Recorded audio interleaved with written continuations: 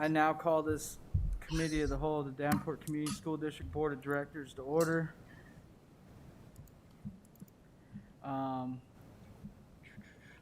First item up is ISB training. Luann and Harry, you're both online, correct?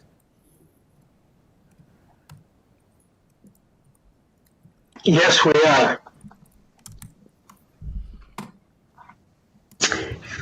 I'm here too. Thank you.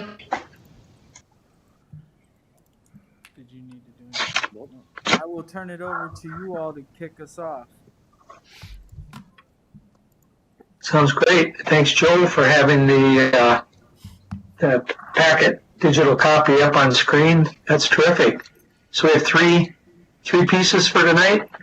Luann, jump in and feel free to elaborate. Just one of the things that Superintendent Gosa, Vice President Hayes, President Gosa, Vice President Hayes, and Superintendent Schneckler talked to us about last month was kind of a revisit and kind of set the stage for your quarterly superintendent reviews and how that might fit given the new standards that the state implemented July 1 for administrators. And then we'll take a look at and reflect with you about next steps for the onboarding topics and content that you identified, and Lou and I added a little more to that. And then we'll wrap up before your conditions for learning data report with just a revisit on the importance of both pressure and support in those roles of the board. So, Lou, anything else you'd add around that piece before we jump into the soup eval? No, we're good to go, Harry. Thanks. You bet. So on materials, page 2, Joe, please. If you're having a deja vu moment, yes, this isn't a real fancy piece. Lou and I just decided this is from a couple months ago, August workshop that we facilitated with you in person. Yay. It was good to be there a couple hours that night. And you'll recall where you see the black plus signs out in front of goals. We had asked you to identify which of the 6 superintendent board goals had you as a board overall, and you talked in small groups and then shared with the large group, which ones did you feel you'd probably made more headway? And in particular, goals 2 and 3, and some overall goal 1, a little bit with goal 6 you identified, you can see the plus signs. And then the red signs are, we asked you to question something like this: which ones do you need to keep front and center in the current school year that we're in now? And goal 3, the finances, was there. Again, you're committed to all these, but we asked you to think about which ones might you be leaning into or feeling the need to lean into more heavily. District finances, goal 3, and even stronger, goal 4, district goal 4, and district goal 5, disproportionality in student achievement. So that's what percolated up from you all. And we'll ask you to unpack a couple of things in a minute, but we'll just ask President Gosa, any board members have comments about reflecting back? And we thought, this is easier to just look at the headers in chart paper, but the next page 3, has the longer worded goals. But Dan, any board members have comments about this quick summary? Any board members got comments? Nothing right now, Harry. Okay. Then what that sets the stage for us, Lou and I want to share a next step we want to put out there for you, and then also we'll run through an activity to think about how you might use these goals, and we'll look for alignment with those administrative standards and really find the ones that most heavily seem to be needing attention from what you guys shared. So thanks, Joe. Joe, can you make that a little bit larger? And board members, page 3 in either your digital materials or what's up on screen. Here's one of those next steps that Luann and I talked about. So we like and appreciate the opportunity to work with you guys, and we appreciate that you ask us for advice and input, coaching on the side. So here's one of our coaching tasks that you could certainly do when the quarterly review for Superintendent Schneckloff, when you conduct that later this month. It also could be done, TJ could do some legwork before that or after that review. And one of the things you may recall or may not is, for example, under goal 1, that continuous progress, then the new element that TJ worked on and brought to the board and we reviewed with you last winter was that short-term goal. And you'll notice a couple of bullets under the short-term goal for each item. So just take a look at a couple of those as a refresher. And I think I would encourage you, and Luann would, to look at the short-term descriptors under goals 3, 4, and 5. So Joel, if you could roll those up a little bit, goals 3, 4, and 5, just as a kind of refresher, what did TJ focus more heavily on and intend to with the board last spring? So I'll be quiet for a minute. Short-term goals under 3, 4, and 5.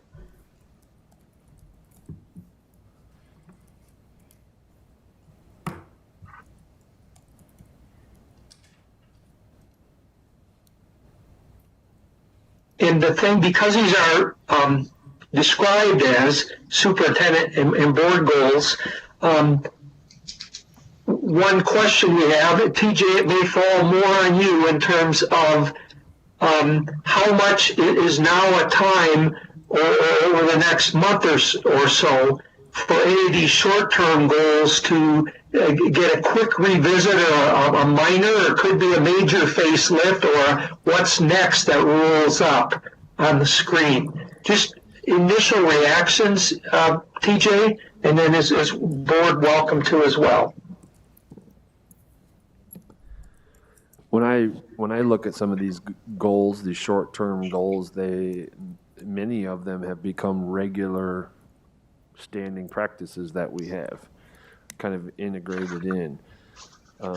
So I think there's some celebrations there and definitely some next steps to continue the progress. Great. Thank you. And we'll get to board members in just a second. From your vantage point, TJ, with that as a backdrop, it really should lend itself during your first quarterly review later this month to be able to celebrate progress on some areas, as well as begin to shape your thinking, TJ. Are there specific spots that are kind of a next step that ought to roll up for this school year and might even lead into next? Board members, we're not trying to do the facelift on the short-term goals right now, just bringing it to your attention to keep in mind, because we think that could fit well with and after the upcoming quarterly review. Comments or thoughts or questions from board members? I don't think right now, Harry. One thing, Okay. one of the reasons Vice President Hayes and myself, we kind of wanted to do this is because we have the 6 goals, right? And then there's it used to be the 6 standards that you base the superintendent evaluation on, and now it is 10. So we wanted to make sure that we kind of got the concept of some goals could go to, multiple of those standards. So that was kind of the premise for this.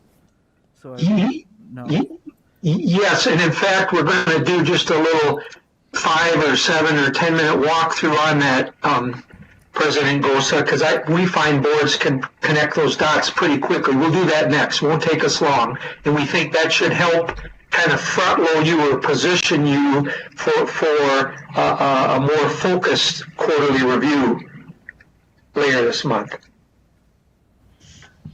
Okay, then Harry, hold on a second. Director Beck had a question. Please. Yeah, so I guess I want to make sure I'm kind of getting out of this what is intended. So looking at those short-term goals, I'm thinking, here's something that I don't know much about or how well we're doing, and here's some that I think we're doing really well. Are those things we want to keep in mind now and then ask about at the evaluation? Is that the idea? Or is it, do we think about what questions we want answered during the evaluation and Yes, I ask the think- president those in advance, right? Yes, our suggestion, this will be no surprise, it's really good and timely you're asking that. Our advice would be as with other areas, if you as board members, the places you have questions, if you will get those to Superintendent Schneckloff before the quarterly review as well as to board leadership, that'll help, we think, where you can have a more streamlined, efficient conversation. That's why we're raising it, yes, a month out now so you can identify those questions, as well as TJ can come in the board ready to reflect on progress, where you collectively see you have winning your sales. And good for your board soup team that you're doing quarterly reviews. You've heard me say this before. If I could wave my magic wand, I wish it would be happening in every district in the state, and we're not there yet. But you guys are working to get into a rhythm on that. Harry, can I just clarify what you were suggesting to TJ was to look at these and decide, are there any needed updates to the short-term goals? Is that what you were saying? When you talked about rolling up, I'm not sure if that brought clarity to what you were suggesting. Yes, Luann, that's it. And the part two is, as TJ mentioned, what can we also celebrate or acknowledge? We have wind in our sails, momentum at our back, moving forward. So it can play both of those. Thanks, Harry. You bet. Thank you. It's easy for me to just rolling on yak on terminology and might be clear in my head, but translating to you guys may not be the case. President Golsa, anybody else have questions or comments? That's good. None at this time, Harry. Okay, then again, we were intending this as kind of proactive, so based on the input from board leadership and Superintendent Schneckloff. So, Luann, I think this would be a good time. Let's do that quick little Yep. take a look at the standards, the new standards in these goals, and go from there. Okay, thanks, Harry. Hi, everyone. So thanks, Joe. Upside down, there we go. I thought it was just me. On page 4 in your packet, Dan, you mentioned, and most of you may or may not know that effective July 1, the state rolled out a new set of standards for school leaders. So where there used to be 6, there are now 10. These are research-based, they're student-centered, and they're designed to speak to what students need in today's world to be successful and what the superintendent's work looks like to make that happen. And to your point also, it's really, since the law says that superintendent evaluation will be based on the superintendent goals and the standards, it's really helpful to zero in on the standards that most closely aligned to goals 3, 4, and 5. So what we invite you to do is get your goals next to this document of 10 standards. And I'd like you to just individually take a moment, and then we're going to get you in pairs, but individually look at the 1 or 2 standards that most closely align to those goals that Harry just pointed out. So, for example, goal number 3 is finances. Take a look at these standards, and while there's a lot of overlap, what we're going to ask you to do is really think about the standards that most closely align to each goal, 1 or 2. So if we do the first one together, which standard most closely aligns to goal 3 on finance?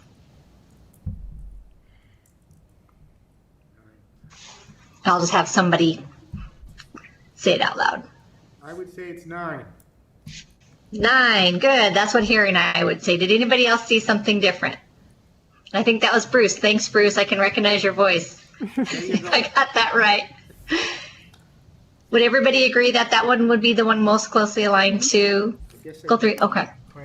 All right. So I'm going to actually have you get with a partner, and let's see if you can gain agreement on the 1 or 2 standards most closely aligned to goal 4, which is your disproportionality goal, and goal 5, the one on student achievement. So just take a couple minutes and work together. And you can write the standards right on your goals document if that helps, the number. Work with a partner and do that. And then, Dan, I'll ask you to help me know when that work's done.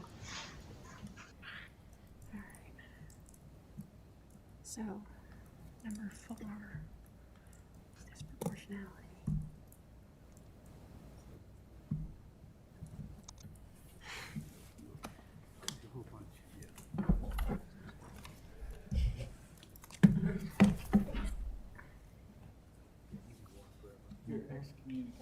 I was gonna say. Thank you for being inclusive, which is very similar to what standard documents.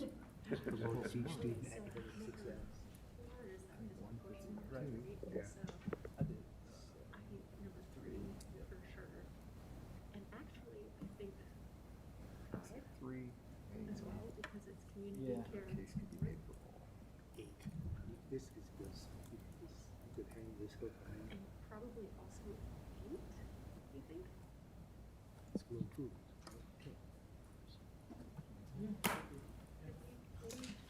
What about what was number 10?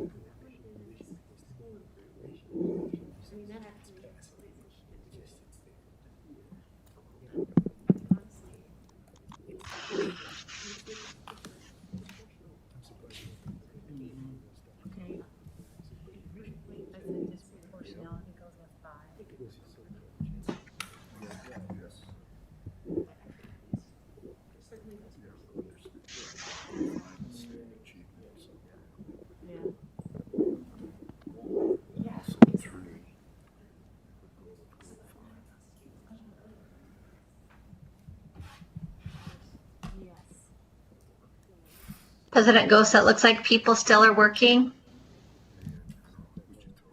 That is correct. Okay, you let me know. Let us know when folks are ready. Thank you. Maybe like another Take your minute, time. minute and a half. Perfect. Thanks. Under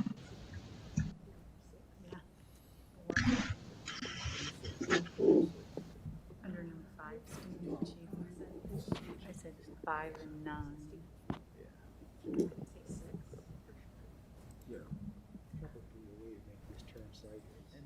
Yeah, I found it. It's, if you go to this thing right here. But it also is going to go with, like you said, 4. Click this. Community.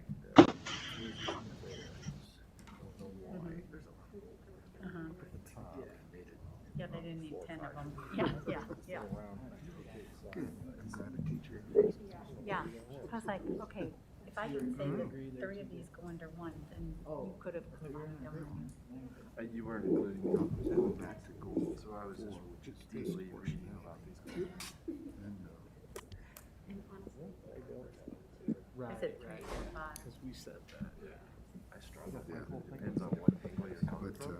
Also, So is it like student engagement? Is it under what? Is it is what the reason why student engagement isn't happening for the professional capacity of the school personnel? I mean, you could put out. Yep.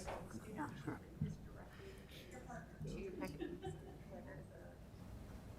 Instruction is up to snuff, right? And so that would make sense. But the other ones, yeah, because if students are comfortable with all of it, then we're like.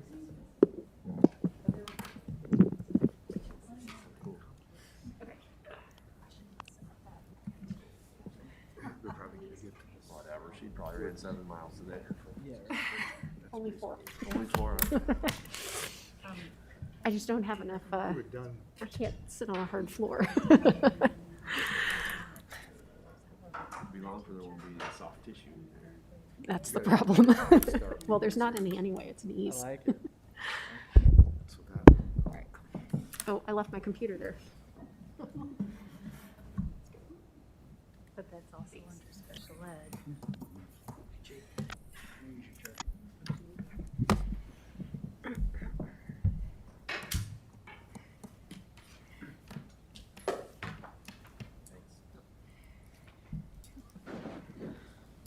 Is it 7 professional communications? Chartered all schools and special ed students.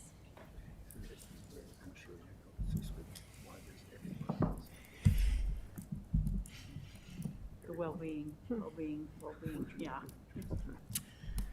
A mocha, yeah. iced mocha with an extra shot of espresso.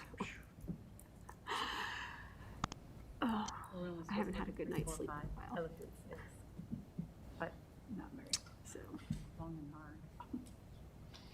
yeah, But I said it's but operation. Monday's a holiday.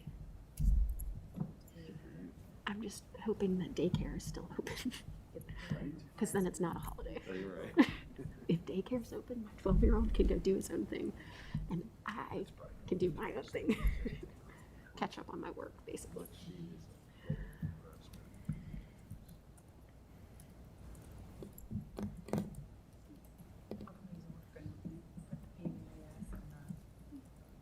Response, crisis response.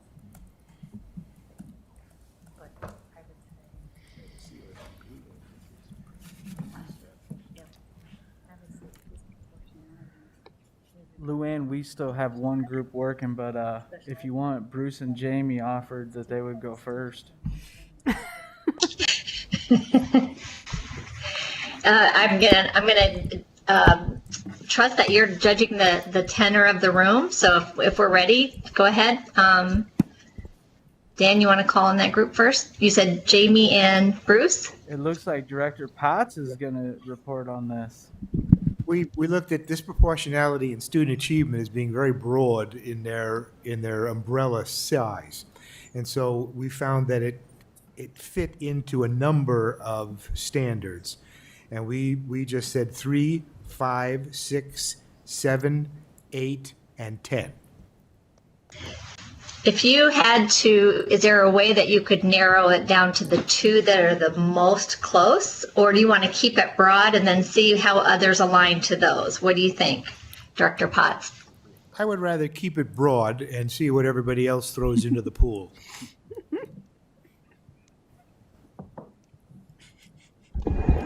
Am I still in the meeting? Yep. Everybody's nodding. Yeah. I think they're awake. You're still with us, Luann. I'm not sure she's with us. Are you still with us? Are we still?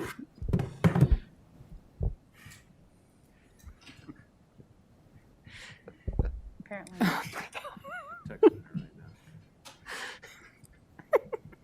I love technology. It works. You can turn it. I don't have that button. Yeah, he doesn't have the circle He button doesn't? for some reason. No.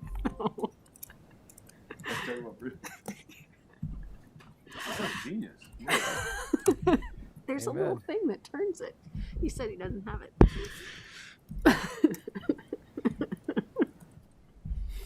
While we wait on getting Luann back, Director Beck, you want to report on our group for disproportionality, and then I'll. Yeah. So we kind of noticed the same thing that Director Potts and Director Snyder did, that a number of these can fit in. So we said for disproportionality, 3, 5, 8, and 10. But I would say the 2 probably closest were 3 and 5, and then 8 after that. Thank you. Director Klein, Jerome, and Director Poston, whichever one of you wants to report. On disproportionality, we said 3, 4, 5, 10.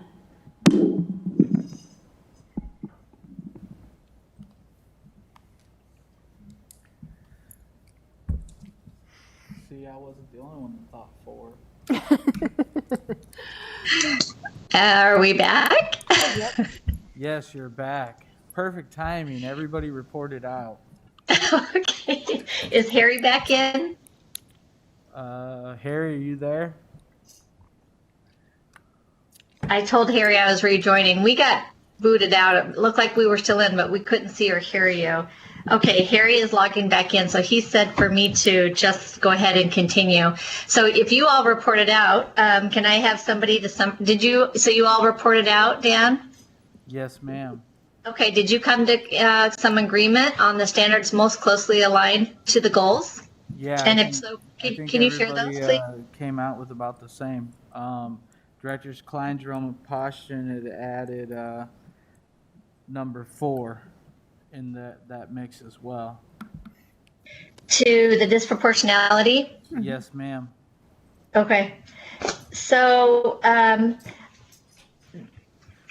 think you're right. The goal is very broad, and so are the standards. I think Harry and I think it would be most beneficial if there's a way to narrow those down to just a couple of standards that you can agree on. That way, the superintendent isn't being held accountable to almost every single standard. Does that make sense? Yes. Director Beck has. I was just going to say, it seemed like 3 and 5 were in everybody's list. Oh, that's what sign you were making. And so I think that would probably be the easiest way to narrow it down, is that we all came up with those 2. Perfect. Thanks for doing that. That was a great way to kind of think about consensus, especially since Harry and I could not see or hear you. Those were the 2 that we selected. And if you had a third one, that was fine, but it sounds like our thinking was aligned. So thanks so much, Allison, for sharing that insight. So what we would recommend is that when you look forward, and Harry, when he is back in, is going to talk through the form, that for your upcoming quarterly review and then in the future, that those are the 2 standards that you really most closely look at when you're talking about your disproportionality. So I believe you probably haven't discussed goal 5, is that correct? Or did you discuss that as well? We did not. Okay, so can we go ahead and have a sharing out of the small groups on which standards align to goal 5, which is your student achievement. Again, if there's more than 2 or 3, maybe we can then go through a similar process and which are the ones most frequently mentioned. All right, so you want me to call on the groups? That'd be awesome. Thank you so much. Hey, I'm here for you, Luann. I will start with Director Klein, Jerome, and Director Poshton. Did you guys do this one? Go for it. We did. Okay. We had 3, 4, 5, and 9.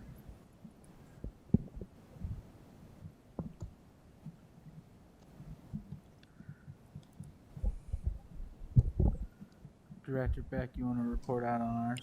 Yeah, we had 4, 6, 7, and 10. Director Snyder, do you want to report for your group? We had 4, 6, and 9. Yeah, that's good.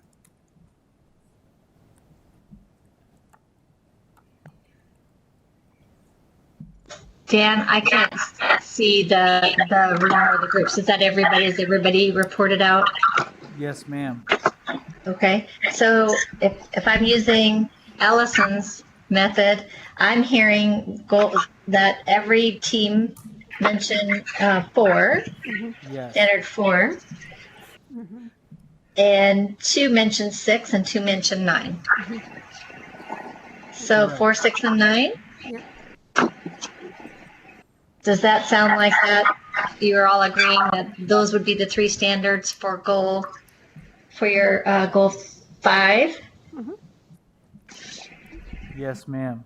Okay, and Harry, welcome back. Yeah, thank you. It's fun to be out in the Netherlands, isn't it? Harry, so while we were out, the board did a fabulous job of discussing goal 4 and agreed that while there was different groups heard different or picked out different standards, they all said in all cases every group selected standards 3 and 5. Cool. Yeah, and that makes you and me feel better because we kind of projected something similar when you and I did pre-planning. So We did, and they also read our minds on goal 5, which is standards 4 and 6, and they threw in 9 for good measure because it is a continuous improvement model. So that totally makes sense. absolutely. Then based on that, Lou, are you good? We'll touch base about this mid-year form, and then we'll move on to onboarding. Sounds great. So again, yes, the standards and the law say evaluate the superintendent based on the 10 standards, but there is nothing in the code that says you have to spend equal time to all of them. And in fact, we and the School Administrators Association are encouraging board soup teams to lean into your discussions more heavily around the standards that are high priority at this point. And so, again, as you just think about this, minus the technology little blip, the short activity we just did allowed you to pull up those standards that 9, 3, 5, 4, and 6 that align most tightly with those 3 goal areas. Those would be the ones we'd encourage you to focus most heavily in your quarterly review and in Superintendent Schneckloth's summary evaluation in the spring. Part of that, how to make this manageable. So that's one piece. And Lou and I can follow up. We'll send something in print to you. The other thing, and Joe, if you could please enlarge this screen, mostly so we can see the left-hand side. Great. Here's what board teams and board soup teams have said to us in piloting this work over the last year, and they continue to say, is when we do a quarterly review, if we can't do a quarterly review in about 30 minutes, give or take, maybe 40, maybe 25. But if we can't do a quarterly review in that kind of time frame, then they're not confident that quarterly reviews are going to stick. So this is one page on purpose. If you could imagine that we just superimpose those 3 goals that you just talked about in small groups on the right-hand side, and then what we would encourage you, one way to approach this, and if you don't like this form, heck, there is no one state form for quarterly reviews, so you can design your own, but we kept this short on purpose, with the idea being that if you have the goals and standards in front of you, and they're lined up, and we'll insert the goals off to the right, then focus your quarterly review on, and this ties into Allison's comment earlier about what kind of prep, or if we have questions about progress, should we be asking that ahead of time? Yes, please, we urge that. But what we would encourage you to look for is out of that 30-minute-ish quarterly review, that you would identify the main strengths or accomplishments that Superintendent Schneckloth is contributing that's moving you forward, given the goals and standards that are the high priority.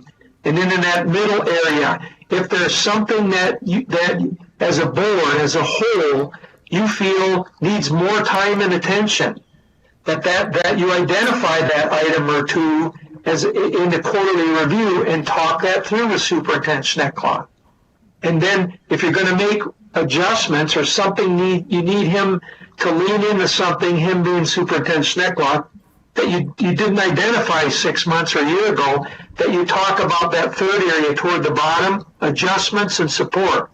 If you need Superintendent Schneckloth to lean into more of whatever the goal or the standard is, then at least have the discussion about, is there something that he needs to back off or dial back a little bit so he can give the area needing more attention what it deserves. And then the other piece we'd encourage, it's in the lower left-hand corner, is that once you've had, again, assume you've had a 30, 40-minute quarterly review, that someone, we encourage board leadership, could be Vice President Hayes or President Gosa, it could be another board member, but would keep the overall notes for the board. And if you roll those up on screen or on chart paper, whatever, but quickly revisit those at the end of that quarterly review and just make sure that you have overall board consensus on the big messages. And if you have 14 things that are going well or 9 things that need more time and attention, what do you think Lou and I are going to be urging you to do? Pare that back and identify the most critical pieces, the big chunks. And if those are then captured on a form like this during that quarterly review, then when you come back together at the next quarterly review in the winter months and the next one in the spring months, and you repeat this process and have some overall, a few main notes from each of these quarterly reviews, that ought to make the summary evaluation next spring far more doable. And you won't have to be relying on memory or wondering is amnesia going to set in. So we would ask you to do this. If you were to use a form like this or something, and with the goals and the narrowed number of standards as your priority things to talk about, would you talk with somebody near you for 2 minutes? How do you think that kind of process would work for you? What are the advantages of a single page like this as guiding, or something like this guiding your quarterly review? Talk with that elbow partner for 2 minutes, please. What are the advantages if you do that?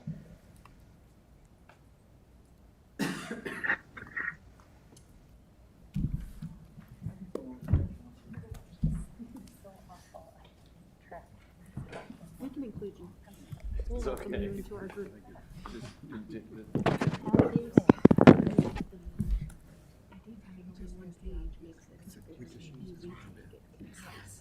Yeah, and focus on yeah. Just pick them out. That's cool. And honestly, It keeps it rather than going off on tangents. And the same with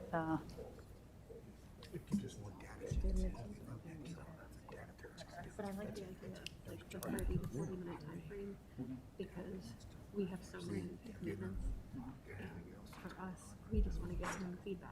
We don't need to.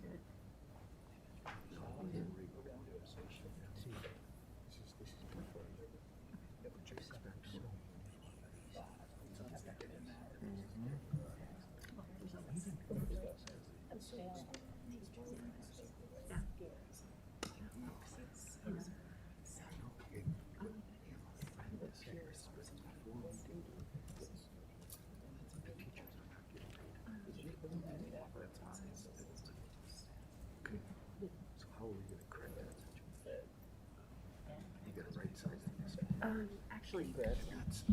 Thank you. Actually, she did highlight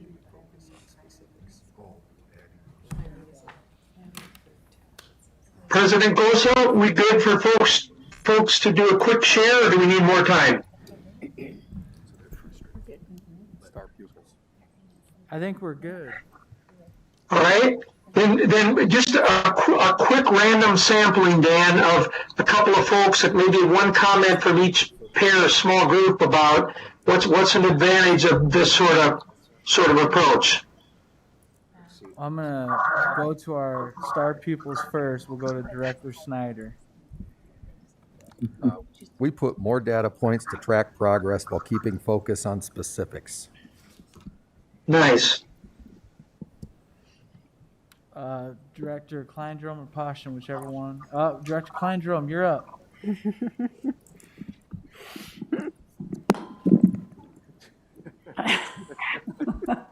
I'm sorry, we're in another conversation about all of this, but I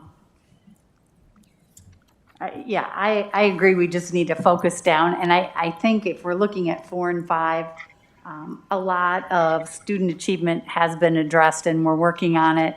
I think part of disproportionality has been addressed, but I think there's a major part in there that has not, that we need to focus on. But overall, I think of those two, we are making progress, and we've talked about it, and it's out there for us to see. And but the staff retention, the recruitment, that part we really haven't addressed. That's thoughtful, thank you. And that ought to be an outcome of a quarterly review, that you kind of revisit and reset your sights. Cool. Director Beck?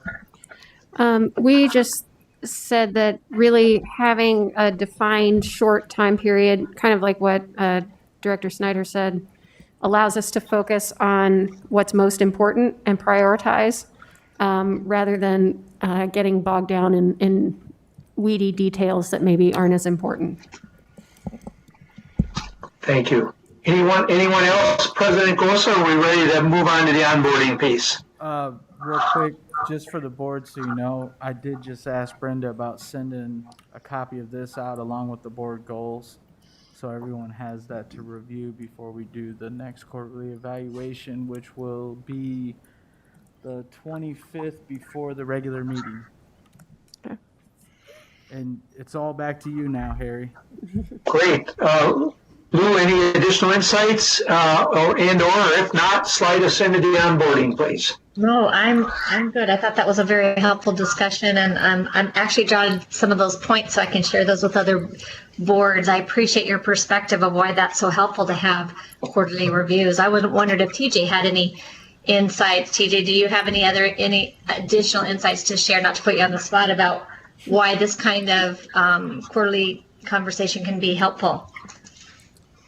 It allows us to determine the next right thing and move in that direction. So it allows us to focus. I really like what all of the board members have said. And so keeping our focus on our goals and our focus areas are going to really help us. So, Okay. Thank you. Thank you so much. I appreciate that Harry and I both appreciate that you're all being very proactive and thoughtful about after the election, if there are new board members on your team, what you really want them to understand and know about your district, about the way you operate together, because it's so much more healthy and productive to be thinking about that and forecasting it now than to wait and to say, oh, I wish we would have. So thank you for taking that time. Back in August, then we led you through a quick activity where you all had an opportunity to think about what you wish you would have known when you were a new board member, or what would you like to make sure new board members, that if they join your team, would know and learn about. So we took we took all your comments, we kind of categorized them, and then we put them under big headers. And then Harry and I spent an afternoon and went through, and then based on our own insights and experience, added in some additional things to think about. Okay. And then instead of just giving you back this long list of topics and say, go forth and conquer. And by the way, are you going to get all that done in December?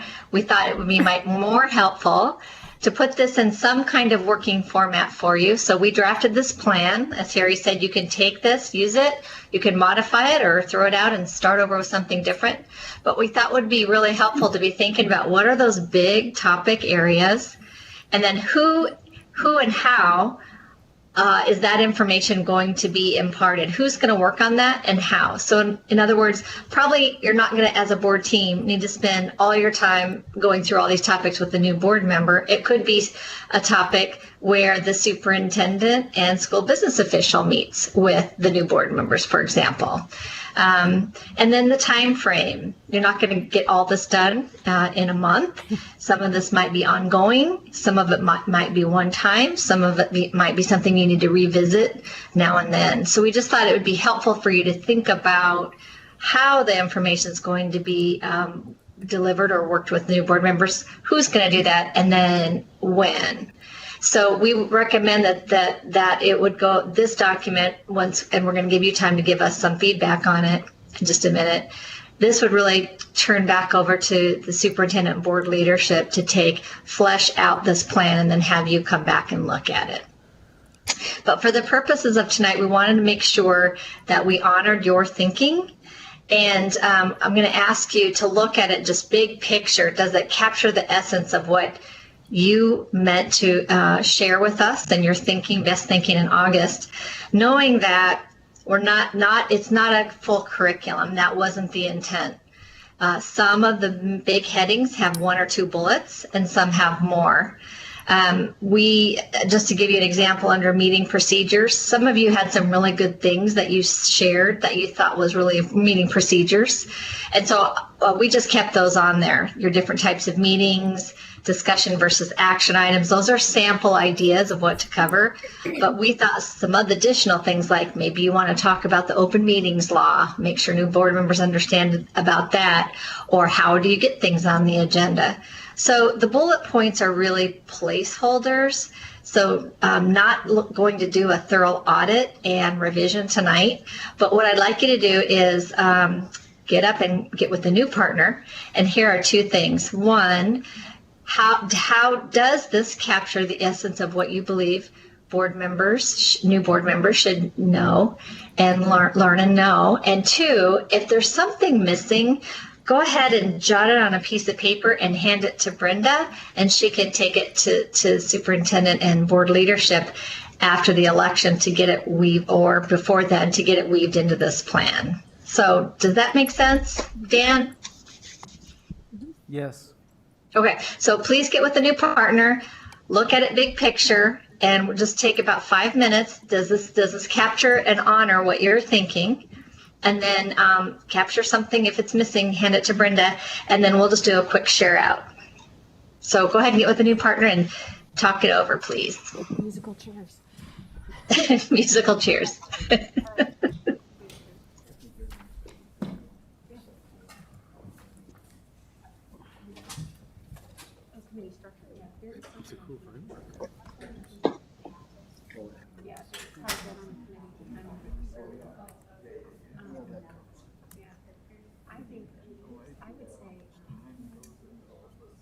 Oh, yeah.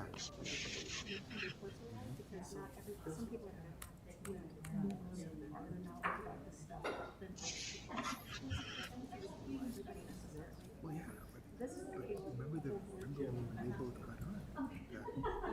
I don't know.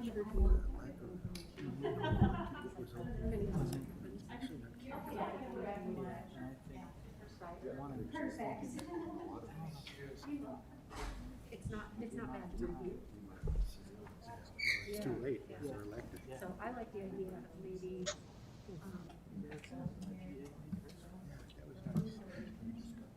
same with me too. I know, I didn't really think I had 2 years.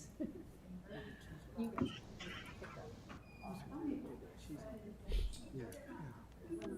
So go down there. It's 1 o'clock Wednesday.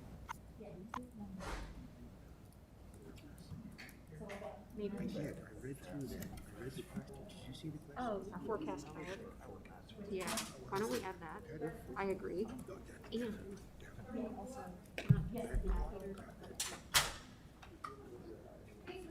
maybe a little bit of history. Well, yeah, some of the, right now.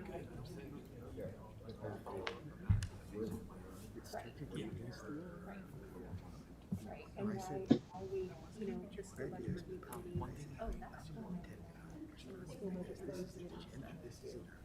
This is like Brief history of our finances, particularly now as we are coming out of. I didn't respond to what they say. So I'm gonna respond to them just which because right now But you guys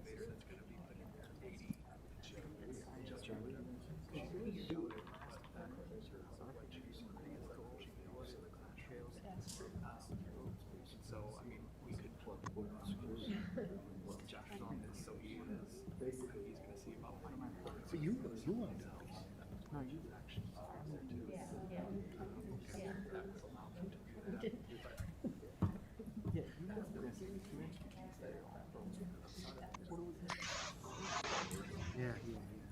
yeah. And Dan, as before, would you just let us know when folks are ready to come back to the larger group? Yes, ma'am. I think maybe like another minute and we should be good. Thank you, sir.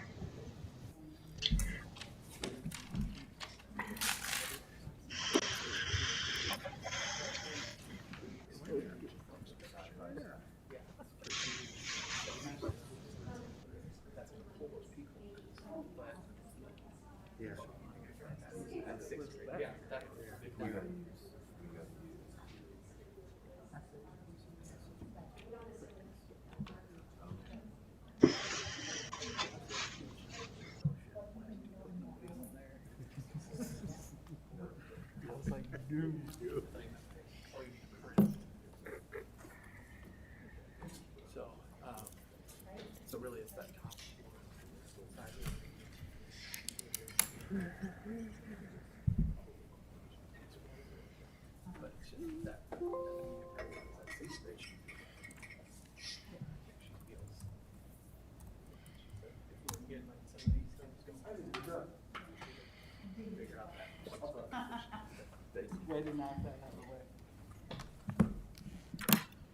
Luann, we are ready to roll.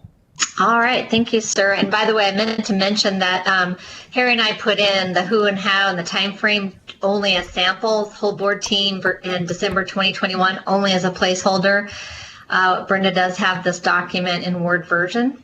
So just big picture, does anybody have anything to share out? We don't have to go around the whole group, but does anybody have anything to share? We'd like to hear you now. Director Poshin and then Director Snyder. The one thing Alice and I discussed was under school finance, we might want to add explanation of SBRC and then also give a brief history of where we've been with our finances, how we're using Forecast 5 and Gary Sinclair. I think that would be helpful too. But overall, we felt that this was an excellent way to get a new board member up and running. And I know Karen and I have had the discussion in the past that when we came on board, it was just kind of, you jumped in the fire and tried to learn on the go. But I think this is really good. Thanks so much for those insights. And again, to commend you for spending time on that now to be proactive to help new board members not experience what your perception or what you experience. And also in terms of your additions, that history is definitely an important piece to add in. So thank you so much for that. That can be real beneficial. Other ideas? Director Snyder. When I started on the board back in 2013, our local AEA held some IASB training there where they went through all of this. We got this big fat binder and the training was excellent. And I was surprised when I was talking with Karen that when she started, they didn't have anything like that. Do you know, is that still something that the IASB does in conjunction with their local AEAs?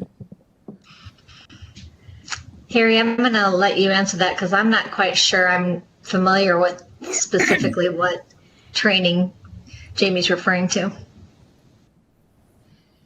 Harry, I think you might be muted. Yeah, thank you. Helps when I unmute. Good observation and comment, Jamie. Thank you. We have, when the elections changed to November, that kind of threw a curveball in terms of the kinds of training efforts and partnerships we've had before. In the past, we have had regional meetings, some with AEAs, depending on the AEA. Some have just been ISB on their own initiative. The place we find ourselves right now, Jamie, is given that elections are in early November and convention is 3 weeks later, we're trying to capitalize with new members and really lean into that a half-day session that's dedicated to new members, and then we're planning to follow up with a virtual in the winter months, which becomes a challenge. The old model of face-to-face worked better when it was in September, October, road, weather, all those sort of things weren't an issue. So it's one of those that we bumped into now. So we're giving this a run with emphasis at convention this fall, and then a couple of virtual follow-ups in January, February. And I think the jury's out, and we'll figure out is can we hit the right chord with that, or what else might be needed. So thanks for your feedback. I was going to say, I'm sorry. Yes, I wasn't realizing you were talking about our orientation workshops, Jamie. I was thinking you meant more district specific kinds of learning, like some of the things in our plan. But as Harry said, we will be offering that at convention. The election changed from September to November. We lost that ability in October to be out working with boards. Hey, hold on real quick. We do have the AEA in the building, so he could probably answer that question for Director Snyder. No, I was going to actually describe that that's the change that's taken place, but I also know there was some dissatisfaction with that. And Harry and Luann, I probably invite you to come to our AEA and do a presentation that's similar. And the reason is that the convention happens 2 or 3 weeks later, but to get ready for going to convention, to take time off work and to go to Des Moines and spend time, we found that a lot of new board members were not really able to do that in that short of turnaround. And so, I know that you are very busy during that time leading up to convention and even for a little bit afterwards, but maybe sometime we can, even if it has to be Zoom, provide a session for board members that is different in our AEA than relying on that. Yeah, that would make sense, and we would welcome a conversation and some more thought around that bill, what might be possible. Yes. The other thing that struck me as Lou and I just looked at your list of topics, and we had the pleasure of doing a little bit of refinement, is I think this is a terrific example as an artifact or a tool that you share with the Department of Ed as part of your ongoing process reports to them with that spreadsheet. Here's our example. We built this with our input with some refinement from ISB, something that's very functional, very well thought out, and it's a tremendous example. So we'd encourage you to do that. Get a little credit there, and that's a great way to help them see how the Davenport board is thinking forward to hand the baton and carry what you've done well and learned forward, regardless who's on the board. Director might have something. Thank you. Yeah, I was just going to say a couple of these things, particularly like the overview of the state of the district, are things that probably all board members would benefit from, once a year or once in a while. And so it might be helpful to open some of these things up to anyone who wants to sit in, with the focus on new board members, but sort of give other people an opportunity if they wish to participate. Because I know, particularly in those first couple of years, I also didn't quite get as much training as I wanted. It's hard to remember all that stuff. And so, having the opportunity to hear it more than once is sometimes very helpful as well. That's a great insight, Allison, and that's the kind of feedback I think that's helpful for leadership to be thinking about. And again, this is something that they can take and flesh out, and then you can talk through it and decide which ones really should be whole board learning together. Director Snyder had a question as well. The other thing Karen and I talked about was, as we talked about earlier, by narrowing our focus, it makes us as a district more likely to succeed when we have definitive goals. There's a lot of things on here like school finance. That was its own specific IASB training.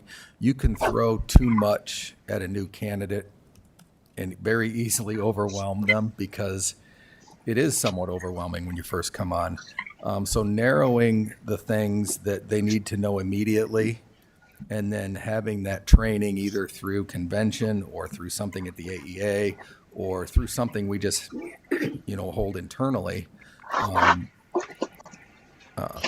we thought it is the focus, but, knowing right away that board members, the public has a perception that as board members, we have this insane power that we can just instantly throw stuff on the agenda, that we can instantly change a policy, that we can pretty much just do what we want. But really the only power we have as a board member is through our discussions at this table and being persuasive with our thoughts and ideas. And that is the main power that a board member has.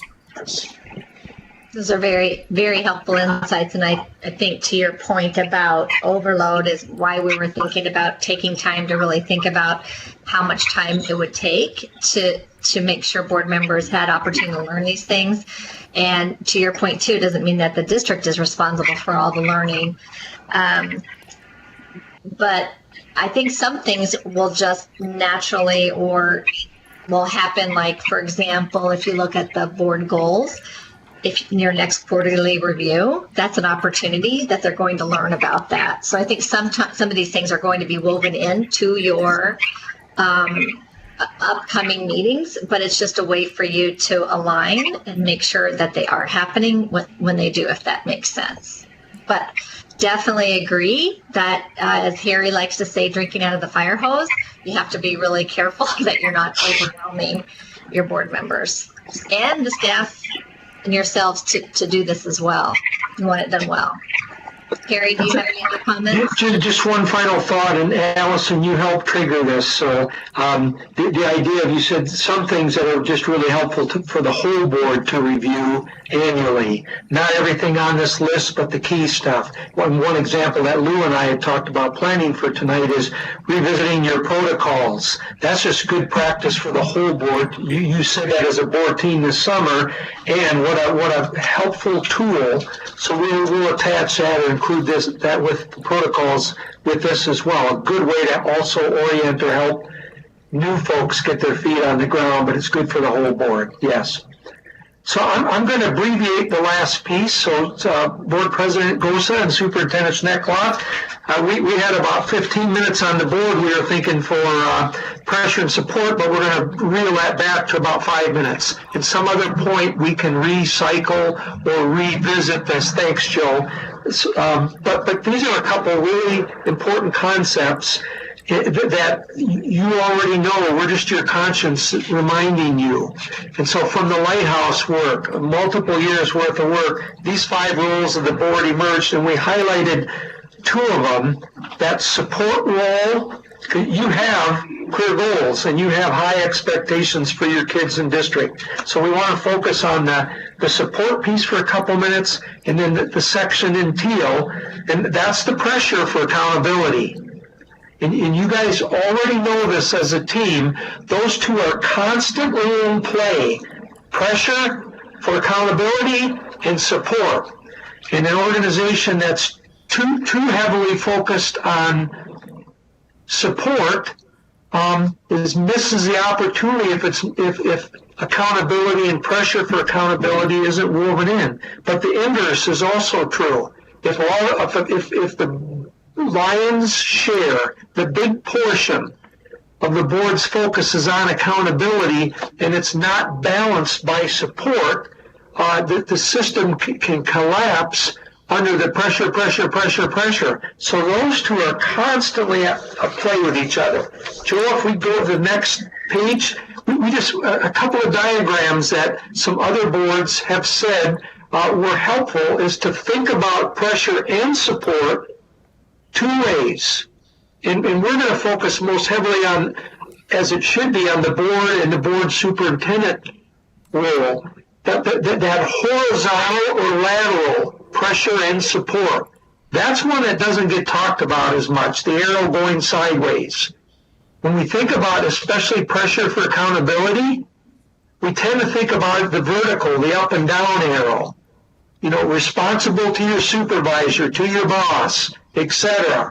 But that horizontal or lateral pressure and support is also really essential. So here's an example that we've seen from your board soup team of that lateral or horizontal. Take one as example as pressure. You have set an expectation for quarterly reviews for the superintendent. Well, pressure's on because something else can come up before the end of October or before the next one. And it's easy to say, well, we've got this other two things we have to tend to. We're just going to have to bypass this quarter. Well, that's not helpful to you as a board or your superintendent. So some self-pressure to follow through and conduct those. Same thing with the updated report you're going to hear next about conditions for learning. It'd be real easy as the crisis of the week or month pops up that you don't give adequate time. There's pressure on the board to just do a quick piece of work on that because we got these other three things we have to tend to. So it's that notion of what are we doing, pressure and support, to keep ourselves focused, as well as up and down vertical support to keep pressure and support in play in our work with the superintendent and administrative team.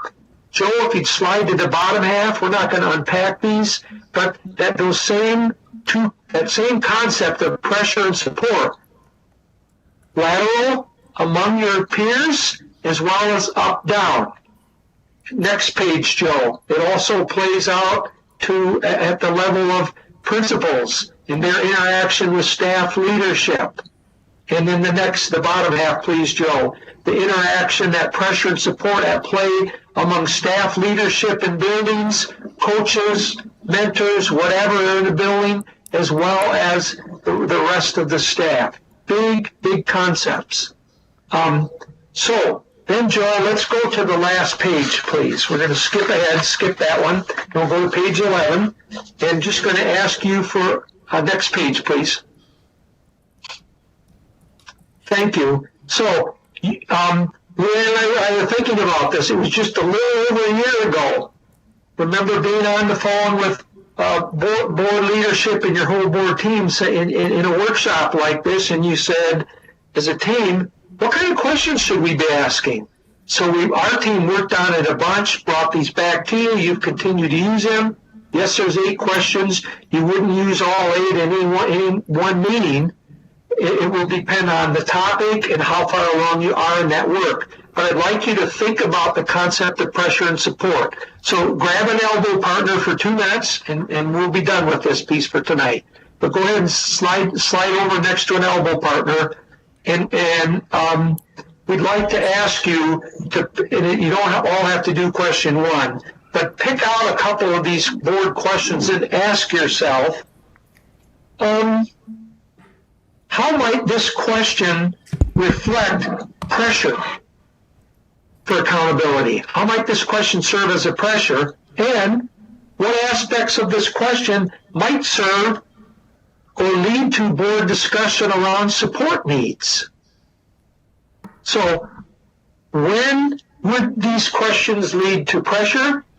That consideration, when might they trigger, stimulate, cause some reflection and learning around support needs? And some of these, obviously, that say support in there, it's going to be an easier fix. But pick out a couple with your partner and talk about that for just 2 minutes. I think Pressure and support. their charts are misleading. If they think that this is the only pressure, it's pressure here all the way to the bottom. That these people down here,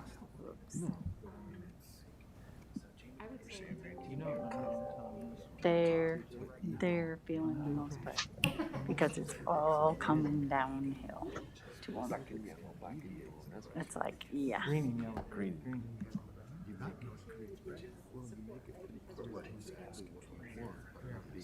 So I would say pressure and support.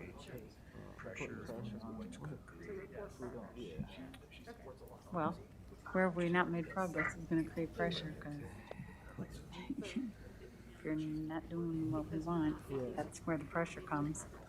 Yeah, because we're putting pressure on them.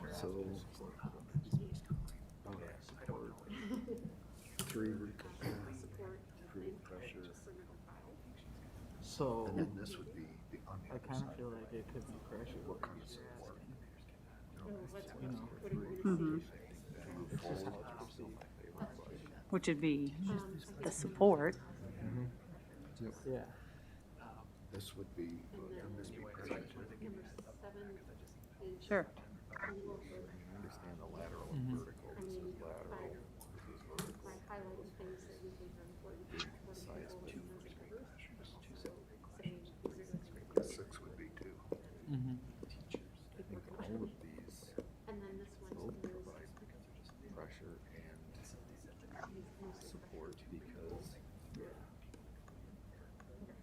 Think about it. Everything that comes from Well, seven's kind of support, this is what we're doing right, we want people to know this. right, but I'm but then it's following up. So like 7 and 8 clear. Yeah.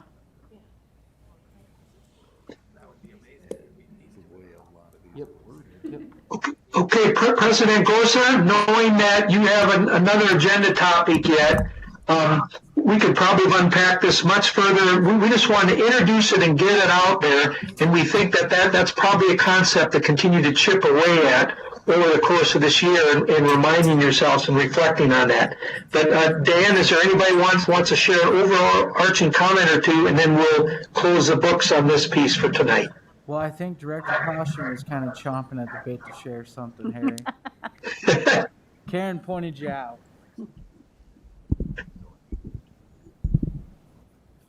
Well, Karen and I talked about, the items that would, create pressure, and we felt like items 3 and 5, or questions 3 and 5. And then under support, we were looking at items 7 and 8, where those questions would be answers that we need, but also could create support for administration to pursue those questions.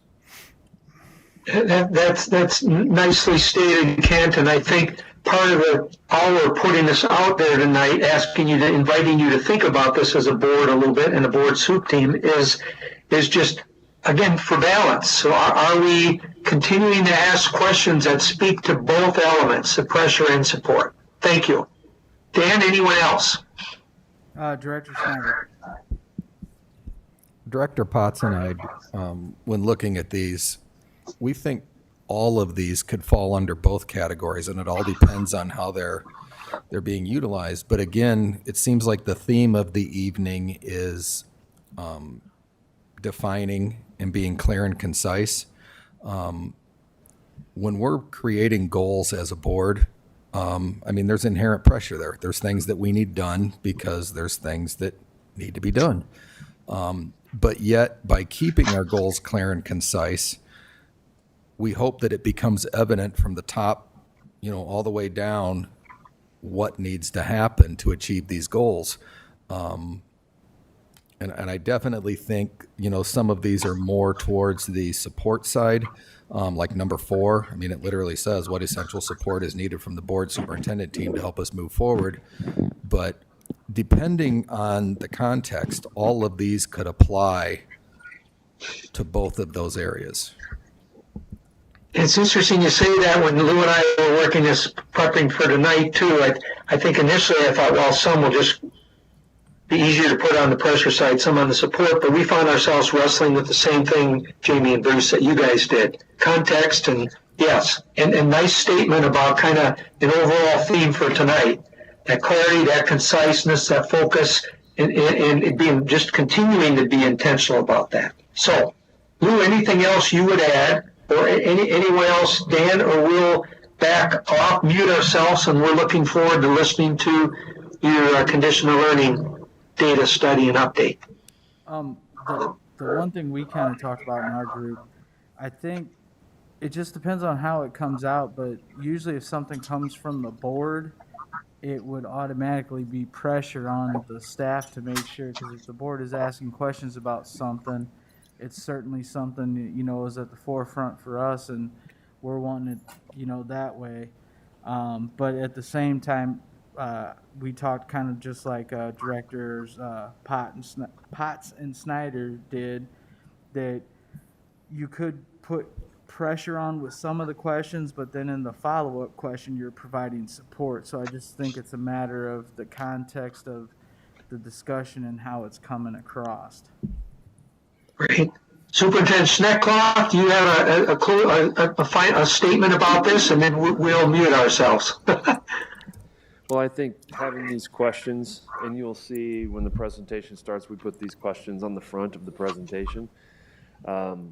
Because knowing that we are going to dig in and ask questions and next steps and those kinds of things, it makes an unbelievable difference when our mind says, what do you need from the board to accomplish this task? That level of support. And what is it that you want the community to know? Those are huge things for us that help staff, students move forward. And so the shining star for me for tonight is the idea that accountability and support must be in balance. And I think that that is something that we always need to keep in our mind all the way throughout our system. Because I think sometimes we want outcomes for our students so bad that all we're focusing on is the accountability piece. And I just was reflecting on my own practices in the district, that the level of support that sometimes it takes to accomplish the task. And so it was a great reflection, and those questions really helped keep us grounded. Those were my reflections over the questions. Great. Lou, anything else you add? And then we are muting ourselves now, Dan. So. Nope, none for me. Thank you for the insightful conversation. Hey, Harry and Luann, I want to thank you a bunch for putting together this framework for the onboarding. We've talked about it for quite a while, and I never imagined it turning out like this. You guys did a great job on that. We greatly appreciate it. And I don't know why I never thought of this, but we probably should have added something about all the ISB webinars. You would think I'd be a professional at that now, as many of them as I take. But again, we greatly appreciate all the support you all provided us. And Harry, on behalf of the board, we do wish you a wonderful retirement and hanging out with the grandkids, which I know that's where you're at tonight. So we appreciate everything you've done for us. Thank you. And Lou really did the yeoman's work. We both work some, but she's a yeoman's work behind the onboarding. It's a fine piece that reflects great thinking on the part of your board team. Thanks, Dan. Thanks, everyone. I didn't want to call on you too much, Luann. I didn't want you getting all choked up again. I'm blushing. Thank you. Thank you all. Before we move on to the next item, I'm going to take a 5-minute recess, and then we'll move on to the next one. Great. Recess.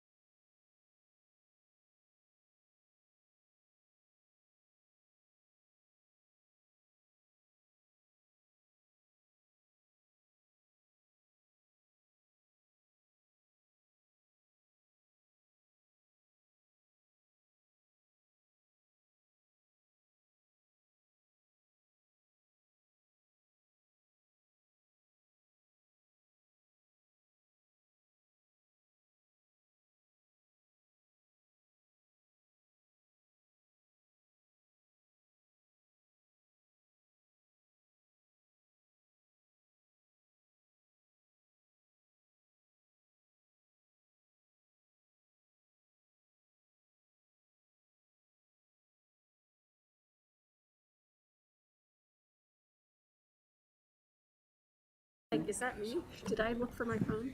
That's usually the locator. Time at home. On the weekends. Oh, jeez. I'm a new iPhone or iWatch person, whatever it's called. I don't even know what it's called. Apple Watch. All right, we're back. We will move on to the data review, and I will turn it over to the superintendent. Well, thank you for having us. We have our first data review in the cycle. And before we get started, I'd like Lisa to kind of review for us our cycle. Because as the presentation that you're going to see tonight is the first of our cycle, our data that we will be reviewing in a cyclical fashion that was rolled out by Lisa and her team previously. So go ahead, Lisa. Sure. Brenda, do you mind going to a slide? Oh, yeah. Sorry. We don't have this, right? We can shut, you didn't give us this presentation? No, it's not in the board. Okay, so I don't need to look here. Thank you. Go back to 3, please. And in the notes, she can't get to the notes, can she? From that. Can you get to the notes section? There's a hyperlink in there.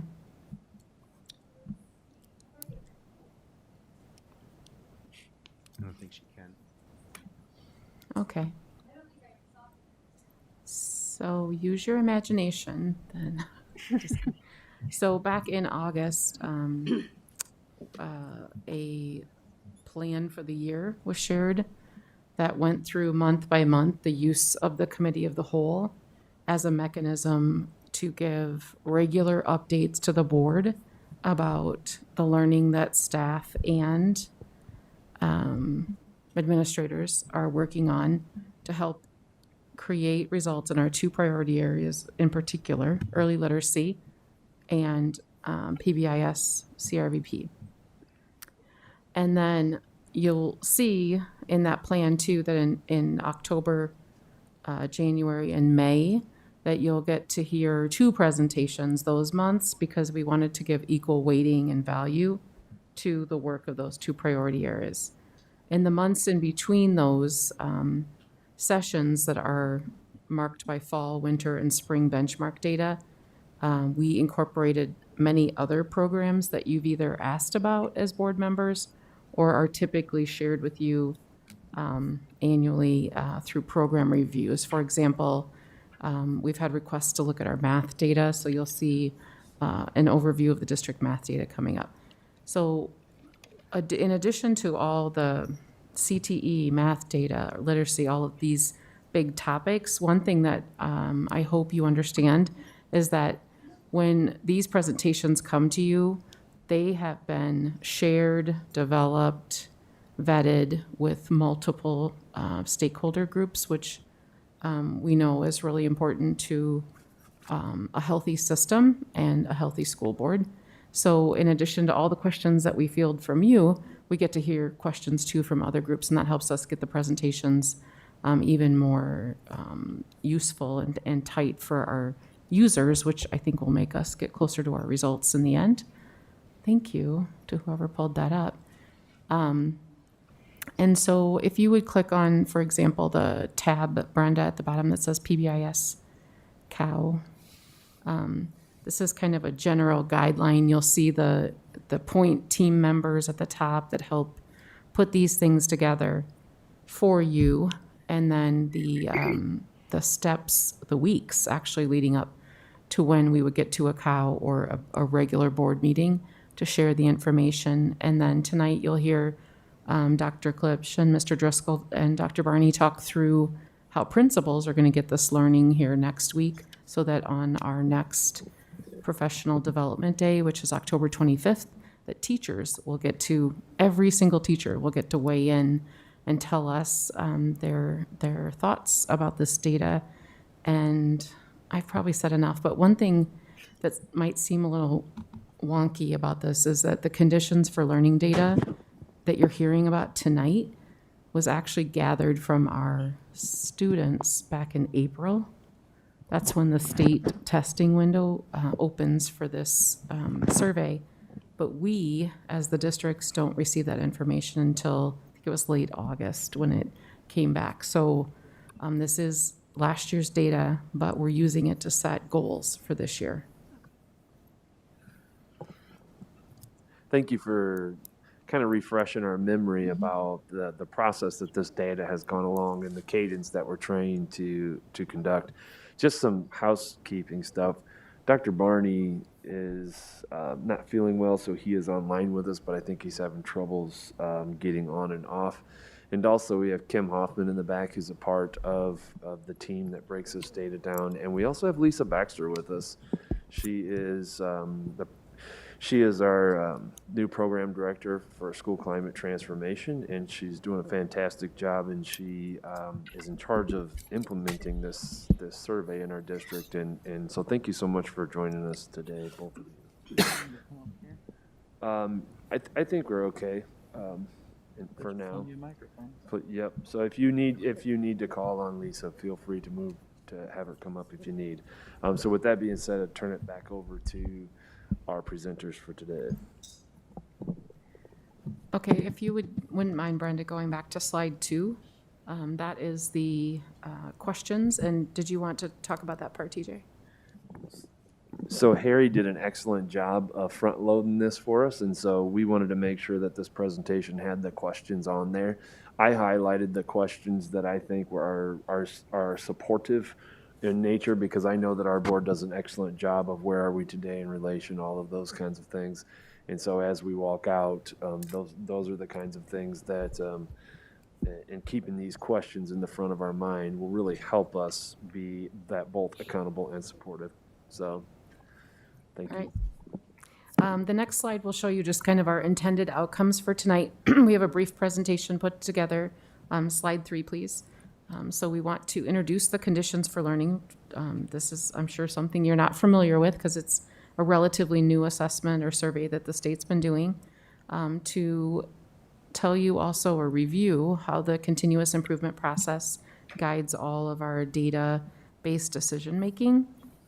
And then we'll actually dig in and you'll have a chance to see what is Davenport's current reality in the conditions for learning results. And then you'll have a chance to give us some feedback on a priority construct that the district could consider. The next slide that you'll see refers to the continuous improvement process. We've shared this with you a couple times since I've been here, but just as a reminder, it's kind of like the core. It's the thing that we all go back to so we don't get sidetracked and get off in places we don't want to be, so that we can stay really laser focused on this work. And so tonight, the process or the information you're going to see is really the very beginning of the continuous improvement process. So we want to think about what is our current state when it comes to how our kids feel when they're at school, how our staff, eventually we're going to look at that too, or how our staff feel and how families feel in terms of their physical safety, emotional safety, the relationships, student to student, adult to student, and boundaries and expectations. And then from that, we have to identify what would our desired state be. So if we were where we want to be, what would that look like? And then is there a gap right now between where we want to be and what the data says about our system? And then we'll get, after this presentation makes its way all the way through the teacher level, we'll review it as a team, and Lisa Baxter and others meet weekly and continue to move this work forward. They will use that data to help identify strengths and barriers and come up with plans. And then our goal is to come back to you again at the COW in February. I think it is January, February. I can't remember off the top of my head. And show you that we've made our way further along in the continuous improvement process as it relates to conditions for learning. All right, next slide, please. So it says introduce in the top right. That's the learning target, introduce conditions for learning, but it's actually reintroducing, because we have spoken about this. I spoke about this last year or at some point as well. But just as a reminder and refresh your memories on this, it is an annual survey. It is required for every district in the state of Iowa, so everybody's doing this survey. It's administered for students in grades 3 through 12, and you can kind of see the different questions, and we'll go into this, the scoring and what this means here in a little bit. But there's a 3rd through 5th grade version and a 6th through 12th grade version. It is completed at school. There is actually also a parent or a family survey as well as a staff survey, and those have been optional, but we did those last year as well. So we have all of that data at our hands to help to make decisions. It does factor into our Iowa School performance profile. So our district and our buildings have a Iowa School performance profile page. This year, it's not factoring into our accountability index, which is another state measure because they know that last year was such a mess with COVID that they are allowing this. This is like our data to use, but not going to factor into that accountability piece. It was given for the first time, as it indicates, a few years ago, and then again in 2021.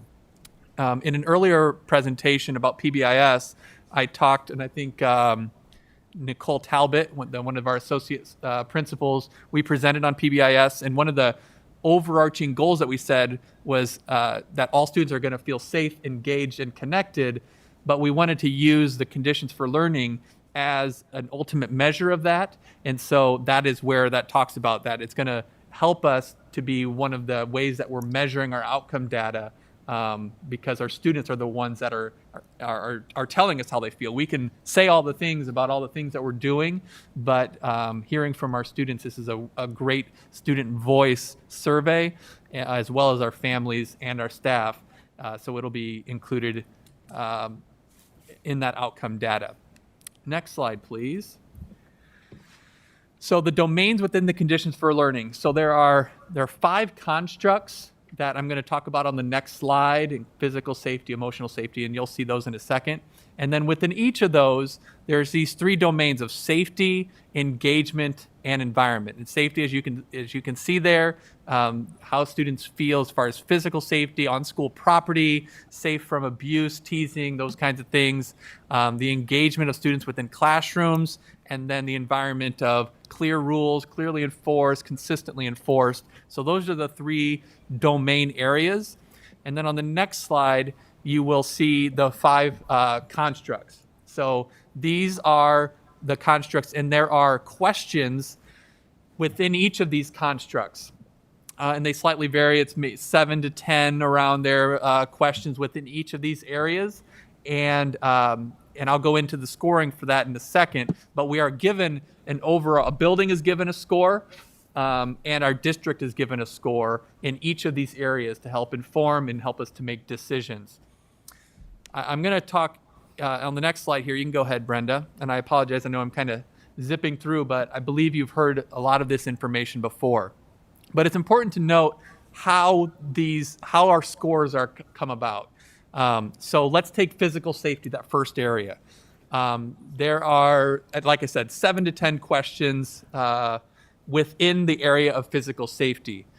If a student answers positively to every question in that construct, that equates to a positive score. On the next slide, as you can guess, go ahead, Brenda. If they answer negatively to all the questions in that construct, that would be considered a negative score. The challenge and why this is important and it's a high bar is that, one more slide, please, Brenda. If you answered negatively to just one question in a construct, it equates to a negative score for the whole construct. So you could have 6 questions in the area of physical safety that are answered in the quote-unquote positive and 1 in the negative, and they would want us to look at that, or we would want to look at that and say, we need to make sure that physical safety is an important factor, and it actually scores that in an overall negative for that particular construct for that student. So I see very much questioning faces, and it's for good reasons, but it basically raises it to a high bar to say, okay, we need to make sure that if in the area for our district or in our buildings that physical safety is our lowest area, that we can dig into that and look in to make sure, because it is a high bar, and we would want students, if they say they want to feel emotionally safe, that we're doing everything we can to ensure that that is happening for all of our students in every question that we could be asking for that. So next slide, please. So going into this, so there's 100 students. So each one of these dots signifies a student, kind of reviewing what we just said. Keep going. Next, click the button, please. So there's 100 surveys takers. 67 answer positively to all questions within a construct, and so that construct receives a score of a 67. So I think there's one more button to click there. So if let's say our district as a whole, in the area of expectations and boundaries, let's say our score was a 52, that means that 52% of our students answered positively to every question which within the expectations and boundaries section. Or for physical safety, if our score was a 39, that means 39% of our students answered positively to every question within the physical safety construct. Okay, so yes. And just to be clear, these aren't yes or no questions. These are questions on a Likert scale. So they have to say agree, strongly agree, etc. So a positive answer means you landed on the positive side of the question versus the negative. Does that make sense? I'll go in. There's a next slide that kind You of got explains it. that a little bit more. Thank you. One more, and that'll kind of explain where that's going.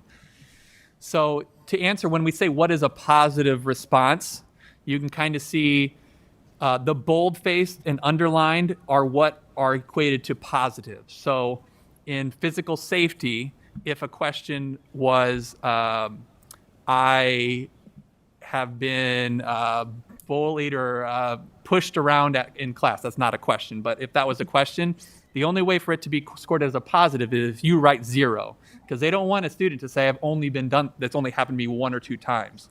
1 or 2 times is not okay to be bullied or pushed around in the classroom. So 0 is that's the only positive response. For the emotional safety, you can see it's the same thing.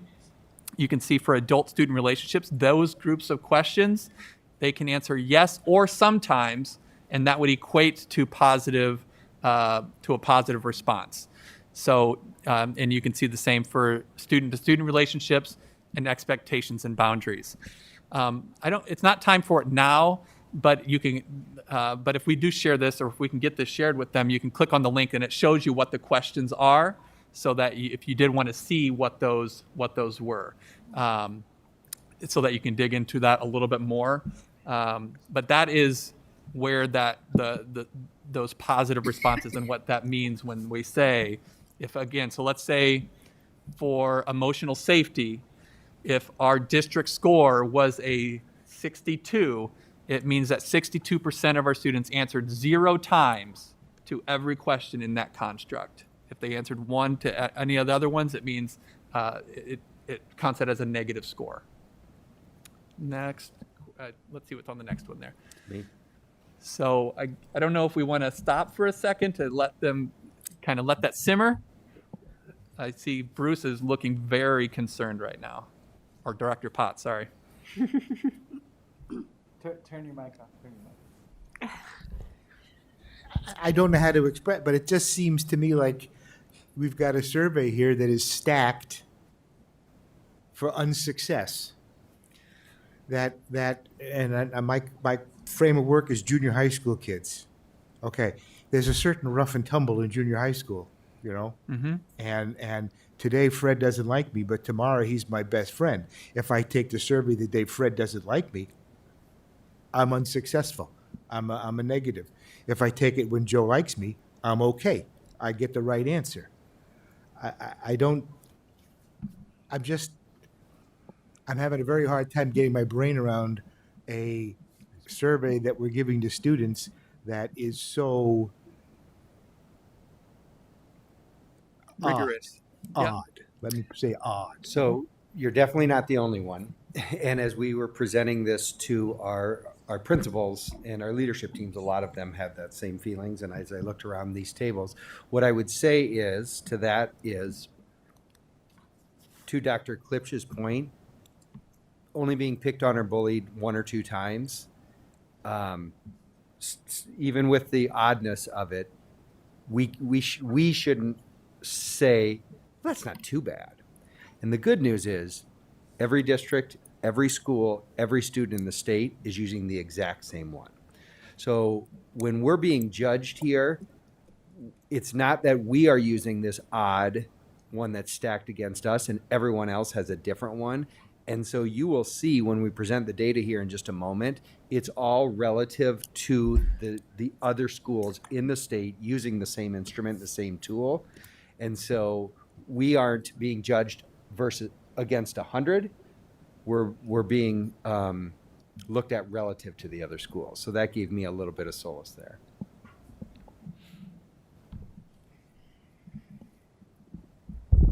Director Beck. I get it with the safety ones. I mean, it's not okay, even if it's just once or twice. I mean, certainly you could argue, well, if a bunch of kids are saying all the time, that's way worse than if a bunch of kids say once or twice, but none is what we want.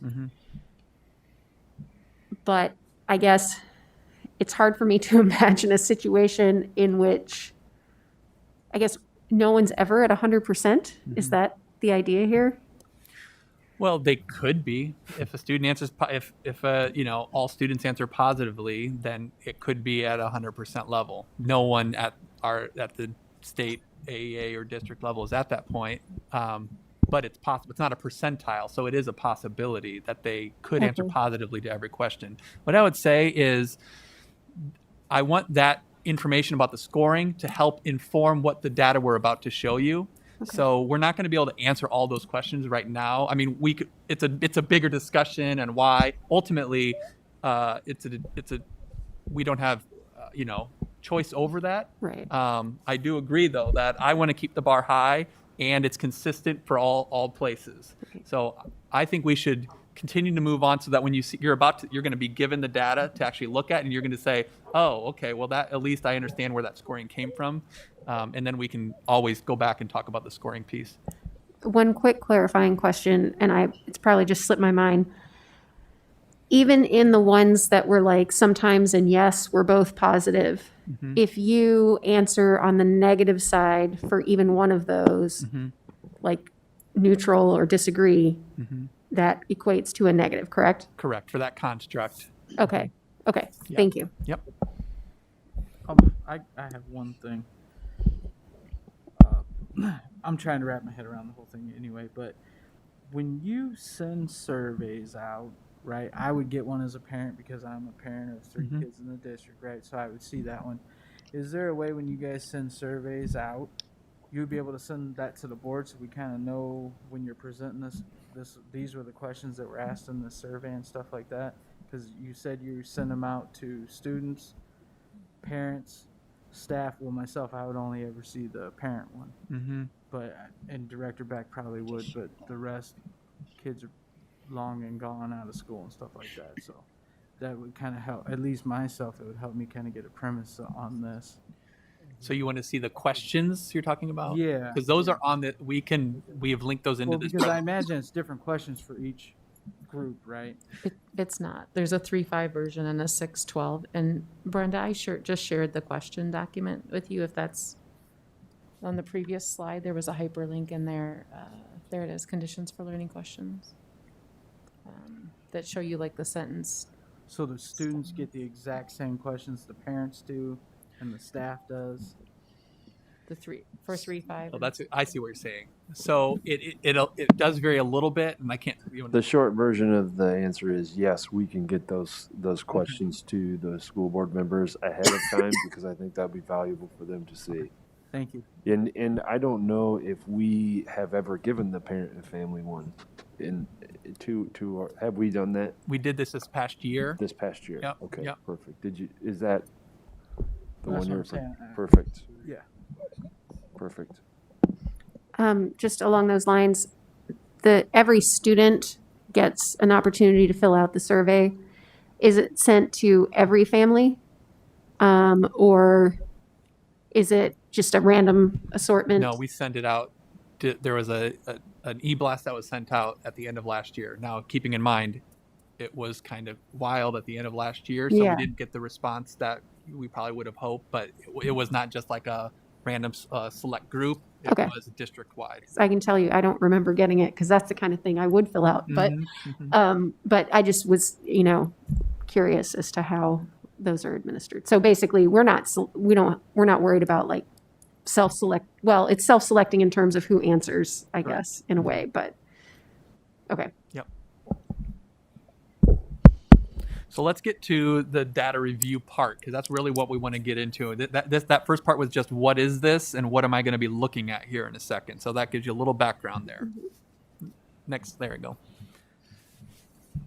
So before we move into the data review, what I would remind you that Dr. Stevenson told us was we have done this for feedback with our DSAT, which is a leadership team, just on the process of what we're going to do here. From there, we are taking it this week to our building principals. So they're going to go through this protocol, which we're going to do with you in just a moment. One, we want their feedback, but two is then so they can turn around and do the exact same thing that we are doing with you, with all of their teachers. And then we are also going to do it with our youth leadership teams. So all the way down to the student level to look at these results and say, what are we going to do with them? So we wanted you to be familiar with this, and obviously you have questions, and we're going to send this to you, and you have the hyperlinks. So we want you to understand what we're doing. This is our outcome data. You hear early literacy and PBIS, you hear it all the time. Well, this is our outcome data for one of our two major initiatives. This is a big thing. And so we want you to see what we're doing with that. So when we look at data, these are norms. These are kind of mutually agreed upon norms, is we have to look at a data piece as a learner. What can this data tell us? So that's something to kind of keep in mind. We have to focus on the things that we can control and not the things that we can't, such as, do you have to respond positively? Do we agree with that? We have no control over that. So we can focus on that, but it really doesn't help us. What we have to focus on is what can we do with that data. We also have to look at collective responsibility. All means all, for the whole child. We are all responsible for all of our students. And so how can we contribute to that? And then just being solution focused. So this is our reality, which we will look at. So now what are we going to do with that reality? If you move on, please, Brenda. So we're going to go through 3 rounds in just a moment. And this is our intended outcome, the third one that we presented to you at the beginning. We need to examine our current reality. And so this AROD protocol is analyze and report on our data. So in just a minute, we are going to put up our data around all 5 constructs. And I want to say this before putting it up, because immediately you're going to start looking at it and thinking about it. So before you have that data in front of you. So the first thing that we want to do is just look at it. I'm actually going to set a little timer here on my watch or my phone and give you about 60 seconds on your own to look at the data and reflect in silence. Again, when we look at data, we just need to think about, what do we see? What do we see? And so the first round, we're going to do what we call a whip around, and we are going to skip anybody that's already seen this, and we're going to whip around the room, and I'll start, and we'll go around left to right, and I'll say, Director Klein-Jerome, and she can say, I noticed that. But we want her to point out something that is objective and it is true. Not, I wonder why, or how come, something that she notices that stood out to her. So if you start going down a path, I'm going to respectfully say, that's for round 2. We're just pointing out something that stood out. It's objective, and we can say it is to be true. And we're going to do that. Round 2, we'll do it again, but this time we're going to reflect in silence, and we're going to think about, okay, what does that make us think, and what does that make us wonder? We'll whip around again. Maybe we'll go the opposite direction just to spice it up. And then in round 3, then we'll say, here's what I think we should do with this. All right, and we'll remind you with each one. Any questions about the process? All right. So if you go ahead and move forward, This is in the 5 areas. I'm going to tell you what you're looking at. So on the left side of the dark black bar in the middle, the black column in the middle, you'll notice that is grades 3 through 5. And in that 3 through 5, there are 3 columns. One is the state score. Right next to it is the district score. And then the third column is where we compare. So we did the math for you there.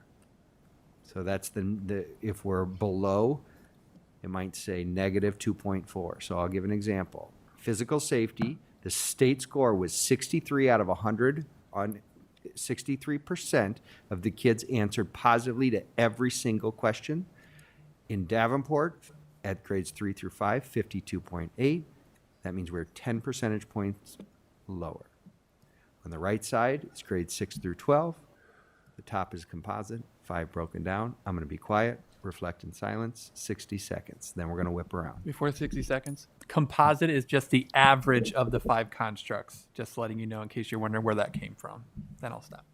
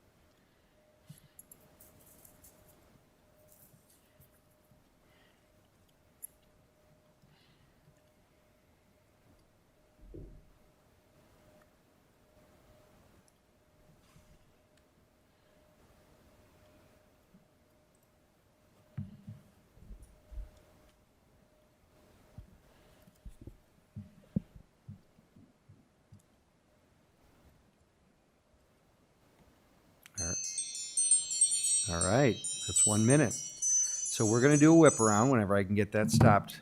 You guys do a really nice job of reflecting in silence. If you were in my classroom, I'd be so proud. I'd give you a skybuck. All right, so we're going to start with Director Klein-Jerome. Something you noticed to be true. What jumps out to you? Objective.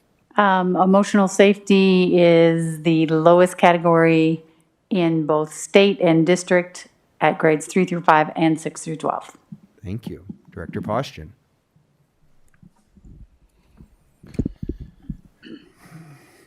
The district score is lower than the state score in all categories. Director Beck. I noticed that there is a big difference between students' relationships in grades 6 through 12 and grades 3 through 5. Thank you, Director Gosa.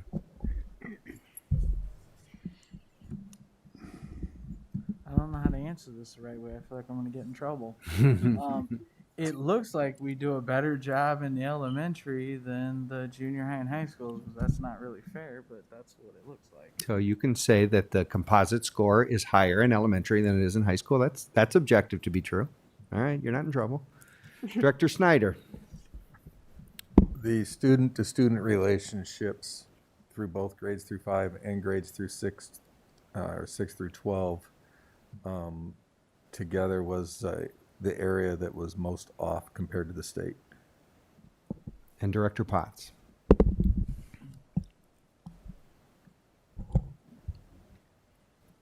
I would say the level of emotional safety across the state is not very good. That's borderlines on subjectivity, but we're gonna allow for it. It is the lowest. Yes. There we go. All right. So the next question, and I want to do a quick clarifying to Director Postian, who has said, and this is the smallest of things, but 6 through 12 emotional safety, Davenport is above the state average, so by 0.9. So that was the only exception to that rule. So just pointing that one little piece out there. So round 2 is what questions do you have? So if you go to the next slide, please, Brenda. It's the same exact thing, but a different title. What questions do you have when looking at this data? what does the data make you wonder? So it's all the same information. And so now we're going to do that same thing, Mr. Driscoll. If you could set How a much timer time do there. you want this time? Maybe let's do 30 seconds since you saw it, and now be thinking for 30 seconds on what questions you have, and then we're going to start on Director Potts' side and go back around.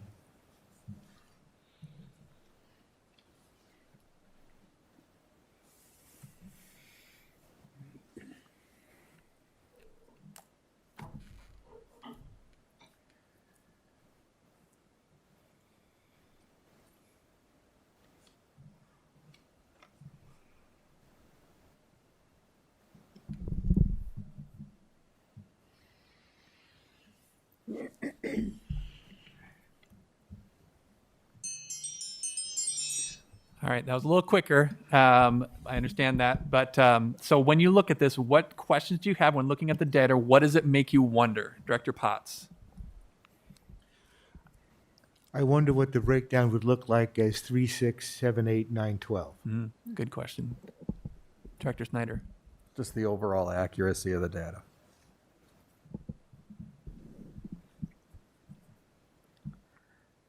How many students actually took the survey versus how many, or how many students total versus how many actually took the survey? Wonderful. I wonder what these data would look like in, what do I want to say? If we broke it down by building or other subgroups that we might find differences among. Great question. Director Postgen.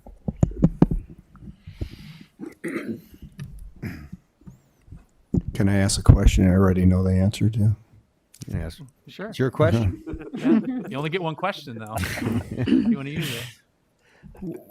What happens in the adult to student relationships with such a dramatic change in score in grades 3 to 5 versus grades 6 to 12? That's a great question. They're all huggy in elementary. Just kidding.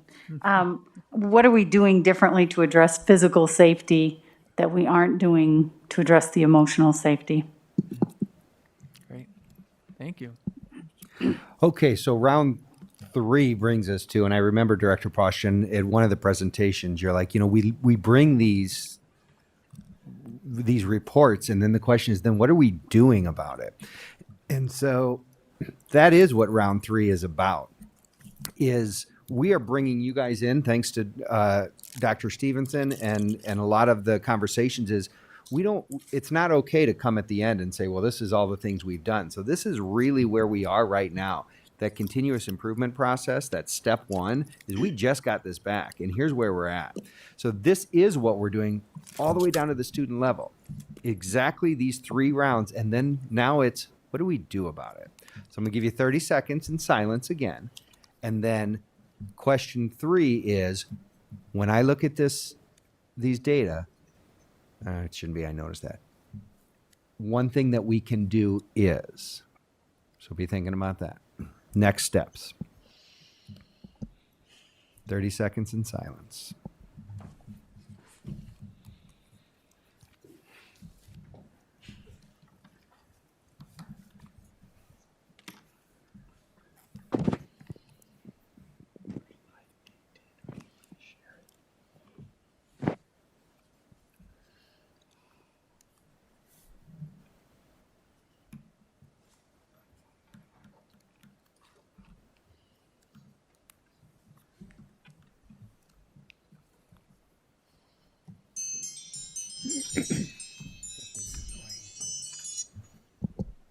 All right, the teacher in me likes to mix it up, so we're going to bounce around. Director Beck, then you get to call on your next. One thing that we can do is look at within each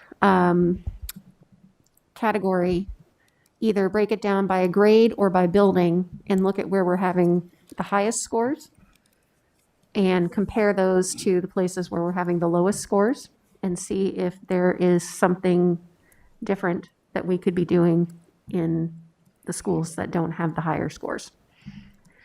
Thank you. You can call on someone? Yes, Director Potts.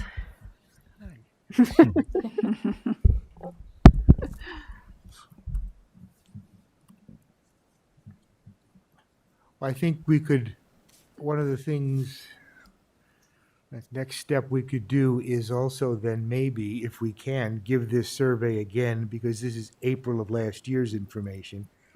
We've been implementing some of our programs starting last year and this school year, and it might be interesting to see as a next step if we've had any impact. Thank you. You can call on someone? Well, I call on somebody. Mm-hmm. Karen. The next, I would look at a breakdown of the emotional safety responses, because if there's one negative and it all becomes negative, what is there a pattern to where that one negative's coming, or are there many, to see what it is that is creating that very low score? You got to call on someone, Director Klein-Jerome. Director Poston.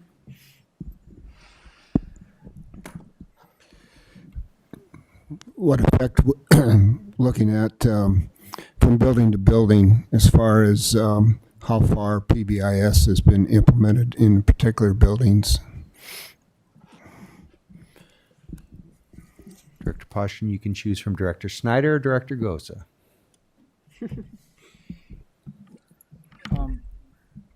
I agree with what my colleagues were saying. If it's broken down by building, but then I would take that to your youth leadership teams, because they're your beeline into the building, and they can kind of help address some of these issues and concerns, right? Because they know, they are the students, they know how they're feeling in the buildings or their friends and things like that. So I think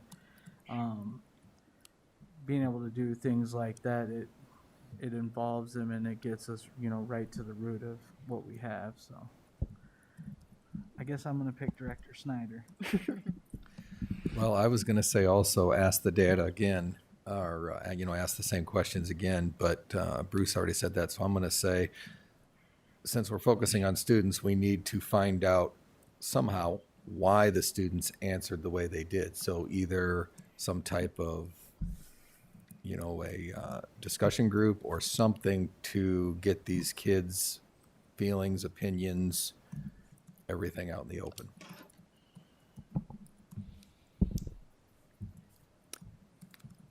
So our next step is, this is a very broad look right now, and this is all buildings. I heard a couple directors talk about, what if we broke this down by like the way our buildings are? We're K through 6, then we're 7, 8.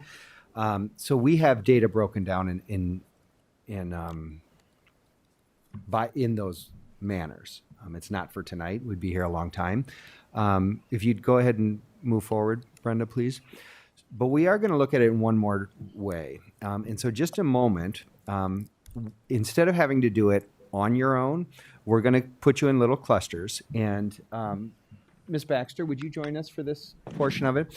So we're going to assign you someone from that has gone through this before, because you might have, this is going to be a lot of data, and you might be like, no, what did this mean?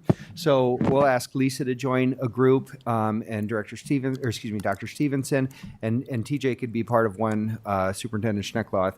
That way, but we're not going to guide your conversation. We still want to allow you guys with fresh eyes to look at this. But if you have any questions about the data, they've seen it before, and they can guide us with that. And again, to clarify, we'll be there to answer clarifying questions, but not to give you our inferences or what we think. We'll be sitting with you, and then if you said, "What does this number mean again?" or "How many students did this?" that's what we'll be there for, not to persuade you of anything. So in the first half of our committee of the whole meeting tonight, I know you had elbow partners, and then they asked you to find a new partner. So let's do that one more time, and let's find a partner that you haven't had yet. So you'll probably need to get up and move, and each will have 3 groups of 2. And once you've found your new partner, then Lisa Stevenson, Lisa Baxter, and TJ Schneckloth will join as your critical friend, and we can go around and give them a couple of those. Yep. All right, top of a chair. Can someone be Director Potts' partner? He needs a. Okay. There, all right. You good. So, Took care of you. so I will tell you, we deliberately broke that into 3 rounds to kind of give you a sense of when you're looking at data, we would encourage you to look at it in that way on your own. Look at it and ask yourself, what steps out to me? What jumps out to me? What questions do I have? And what do I think? But we're going to allow you, we're not going to do it in 3 rounds. We're going to allow for you to have that conversation on your own. So we're going to give you about a minute or 2 to look at it quietly on your own. Then we'll say, why don't we open this up for conversation? And we'll give you another 3 to 5 minutes, and then we'll check in and see how we're doing. So let's start with just 2 minutes on your own, quietly reflecting on what you see.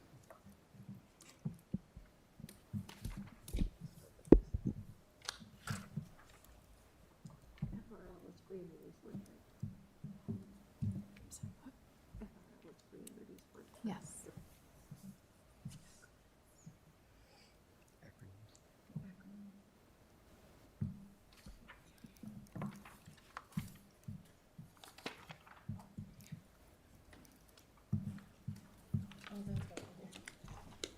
Free and reduced lunch, English language learners.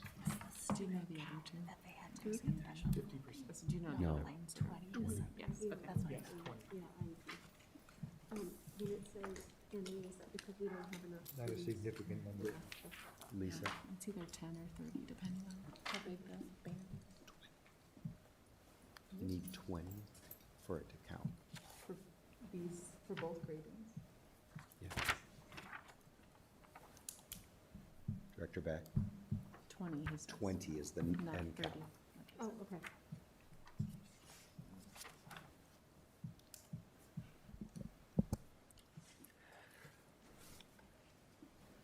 Which we're disputing that. I'm sure we have 20 students in those groups across the entire school district. So whenever you're ready as a group, you can just, we wanted you to look at it on your own, but you might have some questions, and Lisa Baxter, TJ Schneckloth, and Lisa Stevenson can answer, like, what is this acronym? Anything like that. Military, so like their parents are in the military? Interesting category. Yeah, yeah. Just if you have any questions. One thing I do want to point out is, so for Asians, you can see that we have, nothing straight across. And that isn't because we don't have Asian students in our community, but they do not register at any school unless there's at least 20 students in that For next time, State yeah. number. So because we didn't have a single school that had multiple registers at any at a school, we probably have if we combine them all together. In there. So they don't. Isn't that interesting? It's not matching what's in campus. Right, and I would expect. I mean, it still counts toward the composite score, but it doesn't count toward the subject. I guess just right off the bat, I'm kind of a data-driven skeptic anyway, because Probably don't have that many Hawaiian. I myself Yeah. am going to answer a survey I don't know if that happens. completely differently based on the mood I'm in at the time. If I'm had a bad day, probably not a good day to give me a survey. If I'm taking this with my friends, there's a good chance that I'm going to answer how my friends answer. If I'm taking this at home and mom and dad are making me sit down and miss a TV show and answer this, I'm going to answer it differently than I just, without any controls, you don't know how accurately the data is. That could be your makeup for the junior. And by the way, it was administered to I think our you're online. right that we're not supposed to type. Sorry, I help myself. I was just gonna comment on your comment on taking it again because Real quick, a couple things in that this popped out as far as a lot of the kids were home virtual and then a lot were here. IEPs. Whereas this probably will have bigger. Was this was done with the kids that were here? Online kids had an opportunity to do it, but they didn't. And this is spring of 20 or But we haven't broken down like building. This April, 21. And then you saw in the back, we got the Straight up, 6 we to We had 12. just come back. Littles. Yeah. But we still have a lot of people on Yeah, it's I it feels a wonder little if dirty. somebody Now, would factor in remind me, just the whole- composite is, the whole That pandemic takes business all the of not being in constructs and school, not being averages around it school. overall. so this doesn't have any state data on it, just our own Right, district. this just has our whole district right now. But it's not gonna, it's not necessarily gonna change. The state embedded a question that asked the kids, like, this year, most of my learning was at school, at home, or both, or something like that, so they can look at that, but they didn't tell us that. But not that I know of. We want to be respectful of your conversation. So what do you, show me with your hands, 0 more minutes, 5 more minutes, 3 more minutes? What would you like? 3? I'm seeing 3. So one thing I'm noticing We'll check in 3. Yeah, we would have that help. I do find it eye-opening that our grades 6 through 12, I think every category exceeds the composite in physical safety in our elementary. It blows my mind. I don't know the statistical difference Every between white subgroup There specific. is But they're under the similar. composite What in physical isn't safety. similar is this group here, which is Yeah, and keep in mind the composite is just Across our the board. whole Davenport average, but yeah, but good point. Look at the elementary. it's lower, but it's much higher But you look overall. at ASR, It says something. And that's, adult relationships, African American, in elementary, 74.3%. What do you notice when you look at this data? What can you objectively say through the same 3 questions? What questions and do that's you have? comparable What to are the some other next groups steps? too. Like for me, If you look at Hispanic. So it's that physical safety and that emotional safety that go significantly lower. Well, I don't know if it's statistically significant, but notably lower adult relationships. in those groups. And that gets right at the elevated Well, but I sort of been don't, talking you know, about as well. the elementary The is very more IEP students. lovey and hug and As well. nurturing and motherly life, you know. When you get to Look at the elementary IEP. there's a relationship, Adult student How many questions run this 30? The nature of the beast, right? There's one adult. Yeah, they're in It's classes different of for the younger 12, kids than the 14 lows. kids. I don't Well, they have a the case numbers manager right now, too, that's but their parent I think there's contact and 15, I feel like there's 20-ish, some for the little kids, and And there's at about the 14, 15 upper more. level, for they're the pretty big high ones. for the elementary. And in the PowerPoint, we It's do have higher all the amongst questions IEP linked students under and adult each student construct. relationships than any other group. And in the data, for we homeless, can drill which down also is to a look similar at exactly situation, which though, I think, question with we cases, scored, right? like the So there you know, is lower working somebody. closely with a counselor. Yeah, something. there is All right, I somebody think I there, got my so that's good. What But can the we learn from that, right? Yeah, exactly. Can we make that model work? The student-student relationships, however, for homeless students, not surprisingly, are pretty low. Obviously, the PBIS is working in the elementaries. It's just when they get trickled up.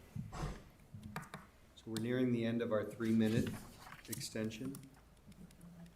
Any group need Physical safety and homeless. They do not any more time? physically safe, they're homeless. They don't gotta face it all. Really didn't ask how many questions, because I just wondered I know, too, I've seen as that. things go on, Stereotypical. at what point It's like, wow. Asian do they lose also interest? safety. You But Just I start did- writing I anything would be down. surprised. I think as a whole, that emotional safety. It's across the board. Members That's the can be bad part strong about that. advocates And that when are the giving authentic, best effort and But we real have they're not first generation. Yeah. They're second, They're second or third generation. So they're much more typical So of. they have more conflict This thing you do, that's fine. than the second. Okay. Agency have more conflict with them, because I had multiple conversations with Asian parents. So Their kid is being that was more conversational, of course, and we did that deliberately. And this is how we'll do it when we're working with an entire staff. You know, a principal will be standing there in front of 20, 30, 40 adults. And so they'll give them opportunities. It will be building data, will not be district-wide per se. So it'll be something that they can more connect to. So what we want to do is inevitably the conversation takes a certain turn at each, and there is power in hearing what other people maybe noticed, wondered, and then thought. So why don't we go around, and each group you can just maybe summarize in a little elevator speech. Our group mostly talked about, and you can say what you saw, what you wondered, or what you think we need to do. We'll leave that more open this time. So South Side.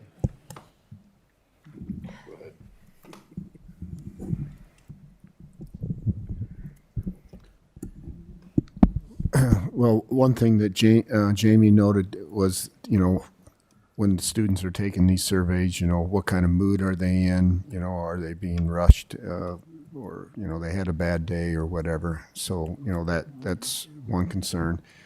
One thing that,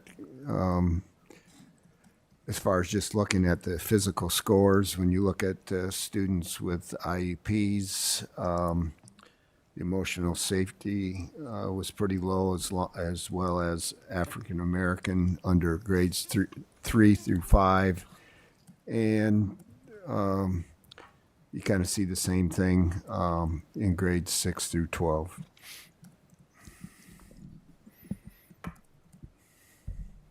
West Enders.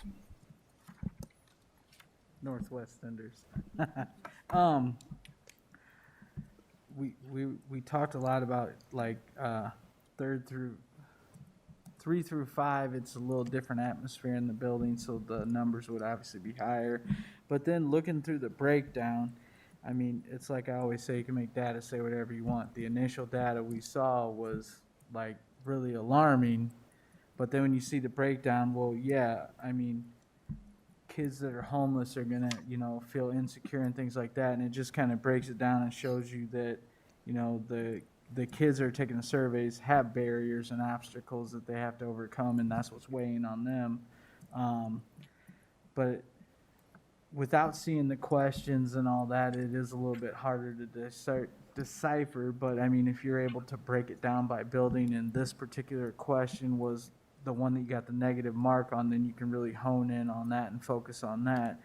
And again, that's where like your youth leadership teams in your different buildings can help out. But when you really like dive in and break it, I mean, this is a big overview for us, but I'm sure when you dabble into your smaller groups, you're able to, hone in on some of the different areas and work with the kiddos at some of the stuff, as well as the buildings, to help provide supports on that, right? Because again, like a homeless kid, they don't know where they're sleeping that night. The only time they eat is when they're at school and stuff. So that's a lot of things to overcome to be able to, effectively pay attention in school and stuff like that and feel safe in school, right?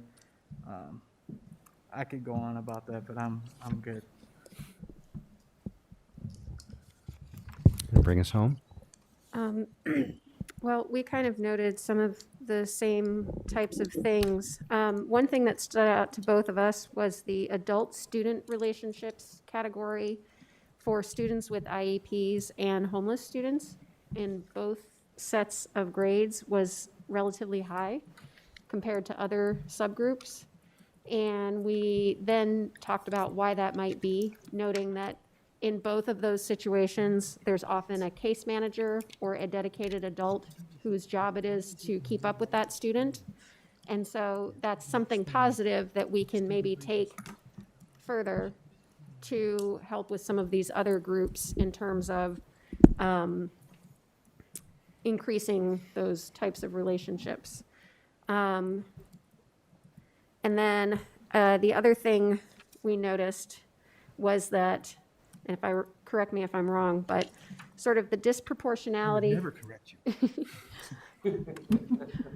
The disproportionality in terms of, if you look at demographic groups, is greater in grades 6 through 12 than it is in grades 3 through 5. Like in grades 3 through 5, it tends to be a little bit more consistent among, for example, white versus African American versus Hispanic students. And when you go to grades 6 through 12, we start to see a little bit more difference there.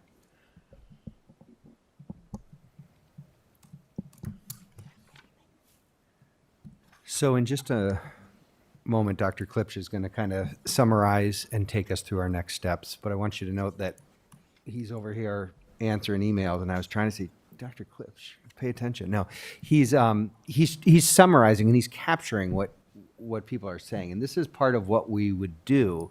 Is it's not just to talk about the stuff, it's to collect the responses, and so we will have these tools to collect the responses from all of our stakeholders, all the way down to the student level, the principal level, and here at the board. And we're gonna take those things, and that is why we have a PBIS team. Is there has to be someone that, after all of this, just the logistics of that, who is going to look for trends, who's going to look for things, and that's where that team will dig in deeper. And so I would turn it over to Dr. Klipsch. And Brenda, if you want to switch us back to our to presentation, and then I think we're on to the last. Here we go. Thank you. So we wanted to just give you a taste of the process. So this isn't, when we do this with buildings, when we do this with principals, when they do it with buildings, when building facilitators do it with students, we are, as Director Gosa said, going to dig in deeper. This was a very kind of quicker, but we wanted to just have a simulation of what this data review process looks like. And so the next step, as Dr. Stevenson mentioned at the beginning, is this is our current state. Like, this is the data. This is what it is. You can't, you can ask clarifying questions about it, but this is what our data currently is. So our next steps, when we get this information, when we do this with principals, gather their feedback. When we do it when they do it with teachers, gather their feedback, and students, we'll have all of this understanding of where we are, and use that to identify the strengths and the barriers within our district to do things like, one of the suggested possible actions of, like, okay, interesting, our IEP students have seemingly better scores in some of these areas, possibly because they have a case manager or someone that connects with them. So what would we need to do if we wanted to support the duplication of that within our district? What does that look like? And what are the obstacles to overcoming that? So those would be the next steps to do that really well. And it takes time to do this, and it certainly would be easier to look at the data and for a team to say, let's do this thing, or let's try this. But to slow down to include multiple voices, and as President Gosa said, our students are the ones that are answering this. We need to make sure that their voice is in here, and ask them, why did you answer like this, or what could we do differently? So it takes more time to collect all of that, but the impact in the long term will be much more important. It'll have much deeper impact when we can slow down and ensure that we do this in a way that takes all those voices into account. So that's identifying strengths and barriers, and we do have a PBS team that you've heard about that will help to use that to create a plan both for the district level, and then buildings will be doing the same work also. So that's that overview of the next steps. And on this last slide, I'm going to turn it over to Superintendent Schneckloth, which talks about those IASB questions to kind of close us off. Well, first of all, I want to thank everybody that worked so hard to help put this together. This is all based off the feedback that the school board has been giving the administration for the last 6 months. We want to make sure that we are inclusive. We want to hear teacher voice. And I think our administration has done a wonderful job ensuring that happens. So I want to thank each one of you guys for really working hard to do that. And with that being said, President Goza, if you wouldn't mind facilitating this question asking piece at the end, as you always do, is there any questions that you need, that kind of stuff? For the school board members here, we have inserted the IASB questions for you. And so I guess I'll turn it over to you, President Goza. All right, we'll go around the horn. What questions do you all have? We'll start right over here with Director Potts. One of those questions? Whatever you got that you need more information on for this, or a follow-up from this.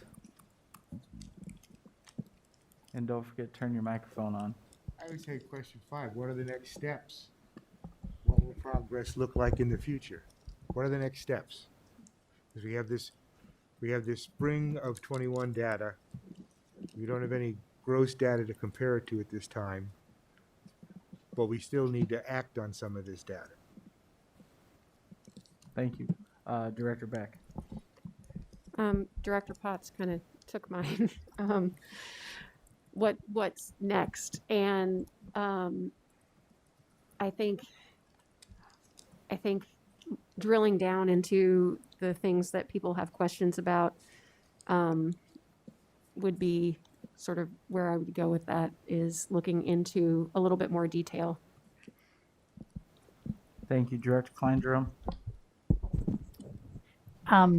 What will be the long-term evidence of success? You know, next spring's results, if they go up, is that success? How much they go up? I mean, what will we feel is success on this? And I have a question, like, who developed this survey? I mean, it's a state thing, but Yeah, so the Department of Education did, and we can send this out. There's a webinar, there is resources and whatnot, and depending on how far you want to dig into that. But this is all part of that differentiated accountability, the ESSA, when we get those scores. So it's all through the differentiated accountability in the Department of Education.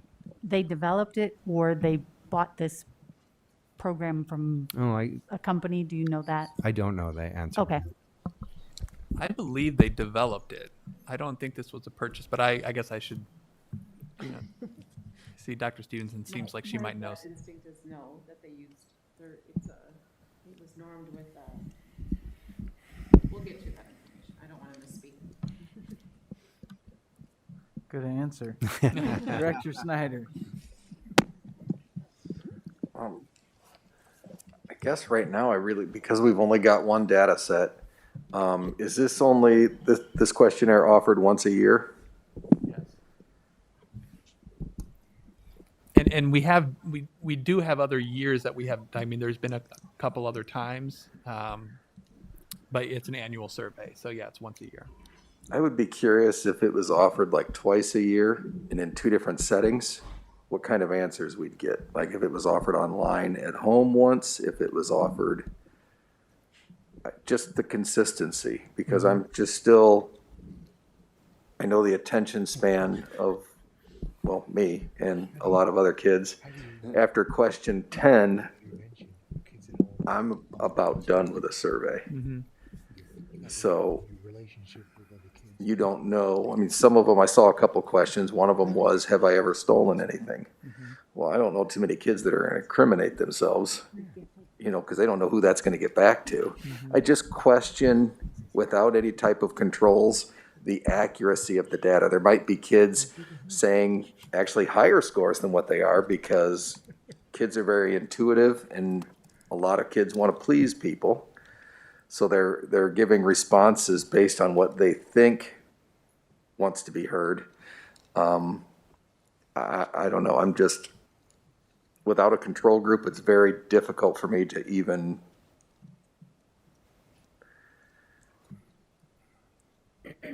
where to begin. See, he already lost his train of thought. Director Poston. Well, one of the questions, question 3, where do we have concerns? I guess I have concerns about emotional safety, and then which areas need more attention. Well, obviously, or in my mind, it would be emotional safety. So now is that related to a couple years of COVID, online learning, having to wear a mask? Is this all, a result of that? So I don't think those are going to be easy questions to answer. But again, I think emotional safety, that, to me, that's probably the scariest thing of this whole thing. You had your turn. Let the other people go. Did you have a question? It's fine. I won't call him the superintendent because he was part of this. Hard for me not to participate. So I guess myself, you've already kind of laid out what you're going to do, your next steps, right? You're going to take it to your building principals and then work it out with the buildings. And along the lines of what Director Posher was talking about with the emotional support, with those numbers being the way they are, I would definitely like to see the questions that particularly were pinged off as negative, because that's obviously the area that we need to focus. And I'd be interested if it was different at different buildings versus, obviously we know the different grade levels are a little bit different, but at the same time, kids are different from when they're in elementary to when they go to junior high to when they go to high school. But I think you've already kind of given us a roadmap on everything you're going to do. You're going to dive in deeper on that stuff, so we appreciate that. This was a great presentation and getting the board involved with like what goes into all that, because I think sometimes we don't all understand what goes into all that when we get data presented to us and how you break it down. And obviously, you're going to be breaking down the data a whole lot more, because that's how you have to figure out your trigger points on what we need to address, because it might only be a couple issues or something. I'm not saying that's what it is, but it certainly could be. But I definitely, kids got to feel safe in school. Have to. I mean, it's just, if you don't feel safe in school, then you're not paying attention in school because you're worried about something going on. But again, just like I said earlier, I think sometimes, even as adults, we don't realize what kids have weighing on them when they come to school, right? They bring things from home and things that happened out and about in the community and things like that. So I know I find myself doing that all the time. You know, you're a kid, what problems do you really have, you know, when you're up here like all of us with the weight of the world on your shoulders sometimes. It's definitely, it's different. I'm glad you all are going to involve the youth leadership teams and things like that, because I think they would bring a great perspective, as well as obviously the building principals know their staff in their building. So I probably gave you way more than you wanted, but I appreciate that you kind of laid out what you're going to do. And yeah. Can I ask a question? Director Poston and then Director Kleindro. And maybe this isn't a question that you can answer, but how do you feel, where are we at as far as PBIS? I mean, and I'm guessing there's differences from building to building, but are we 50% there? Are we 75% there? Or is that not a fair question to ask? I am actually, I can answer it if you want me to, Lisa. Okay. So it's hard to say. That's a big discussion probably I'd be happy to come back and we could put something together a little bit more clearly on that. It's hard to say when you say 50% there, like what is the criteria for there and what are we talking about? I can say that we have a core team that meets every week and a bigger implementation team that meets every week as well. Today we met for an hour and a half. We have task teams that are meeting about specific components of it. And we also have teams that are supporting individual buildings that are higher need buildings to provide support to them. We have a tiered fidelity inventory that I think I've shared out at some point, kind of a building reflection on implementation. I honestly, as far as where are we 50% there, I don't know if I can answer that question.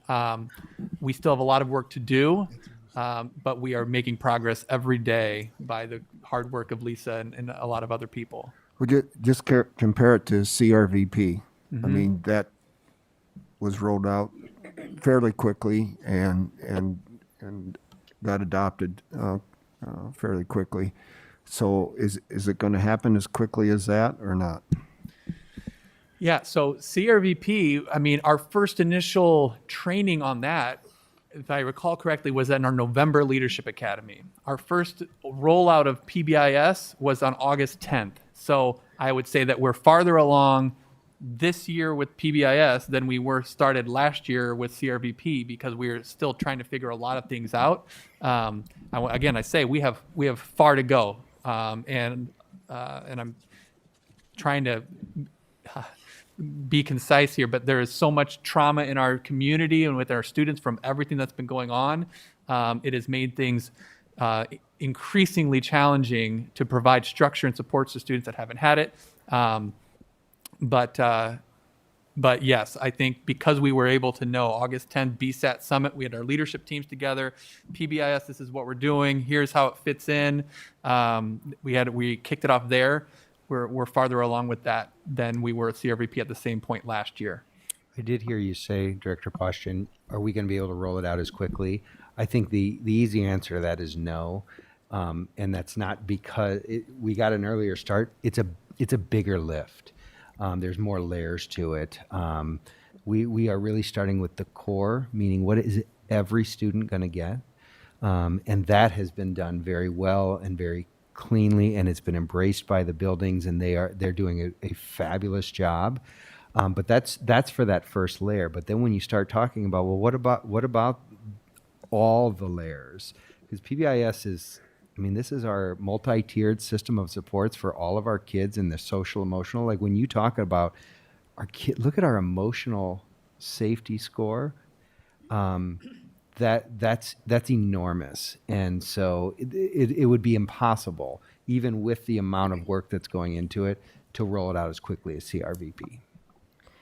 I think if I'm reading into your question, what you're wondering is, are we seeing a connection between schools that are at 50% or higher in PBIS and their students' responses? Are their students feeling more emotionally safe, physically safe? So are we seeing connections between the actions of PBIS and the data that we're getting back from the kids?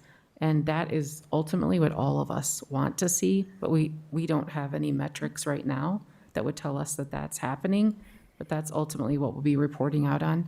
And one thing that we didn't talk a lot about tonight, but I think feeds into this, is that we have to think about, when you talk about emotional safety of students, because I think you've all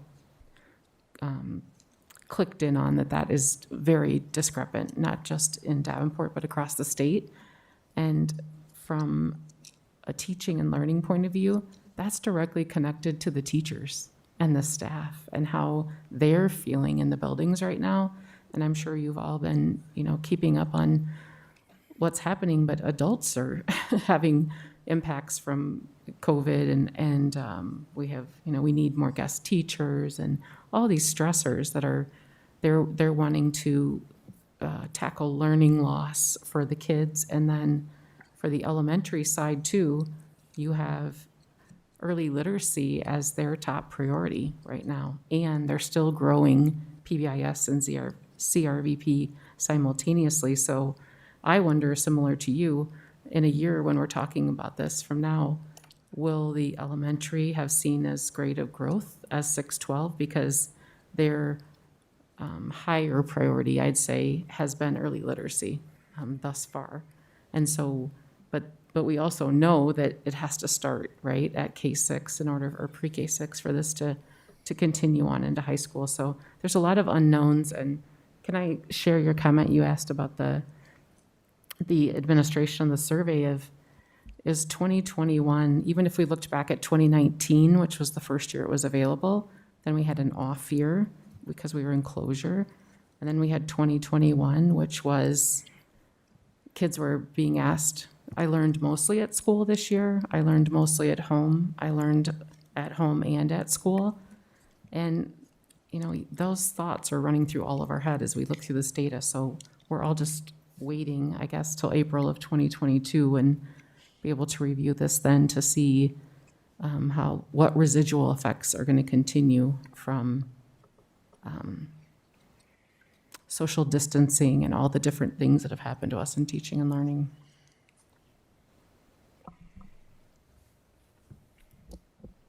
Director Klein Jerome and then Director Snyder. We did have staff take this as well, and there are, obviously not the same questions, but similar and categories, and what's being done with that data. Yeah, we've talked about that. So we have staff and we have parent surveys. To prioritize, we wanted to start with students because we wanted to see what the student results would be. So we still need to look at this data in the same way as we do with students, as for staff and for our families.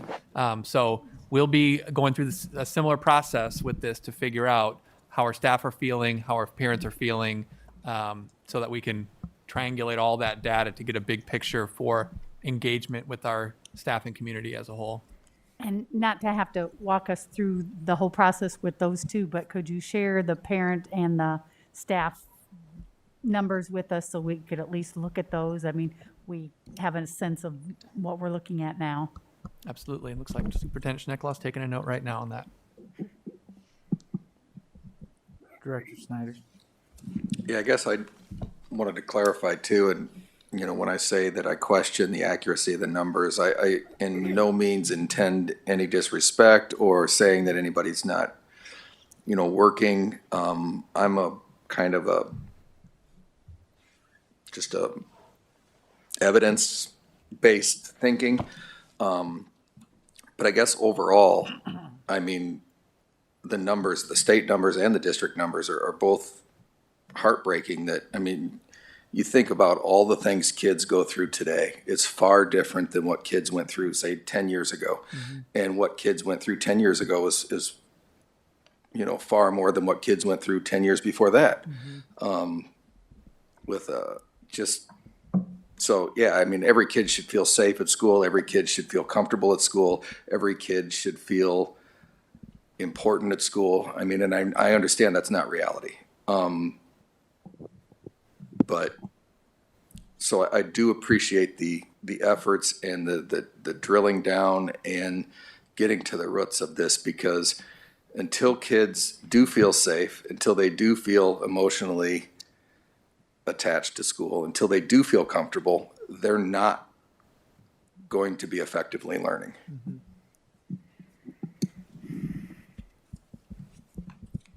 Thank you. I do have one more question. Along the lines of the emotional safety construct, I would venture to guess, and I am a parent, that one of those trigger questions is probably going to have something to do with social media. Mm-hmm. I would almost say I'd be 99% sure that would be one of the number one things, whether something bad was shared about them on Snapchat, Twitter, Facebook, Instagram, TikTok, or something. There's the questions for 26. The 6 through 12 right there for emotional Row safety. 26. Yep. Facebook, Snapchat. I kind of thought that would play into there somewhere. And 25. So there's two of them up there. How do we remediate that?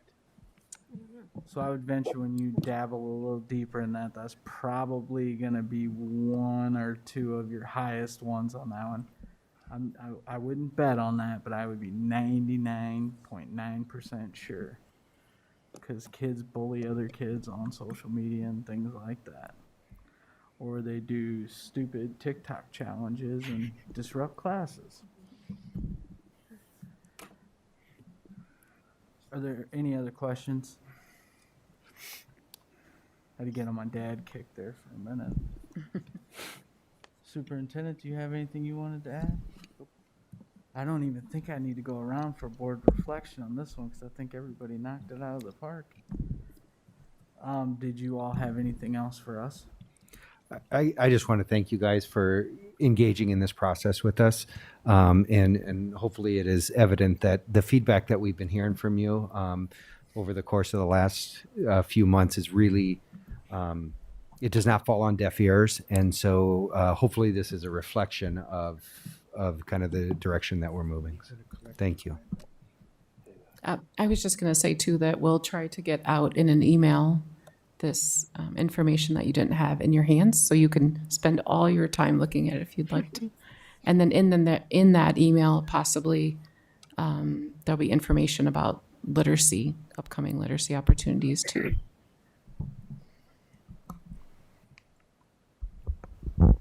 Anything else? All right, well, again, thank you all very much. Thank you for engaging in the board. Like I said, I don't think we realize sometimes what all goes into this, so.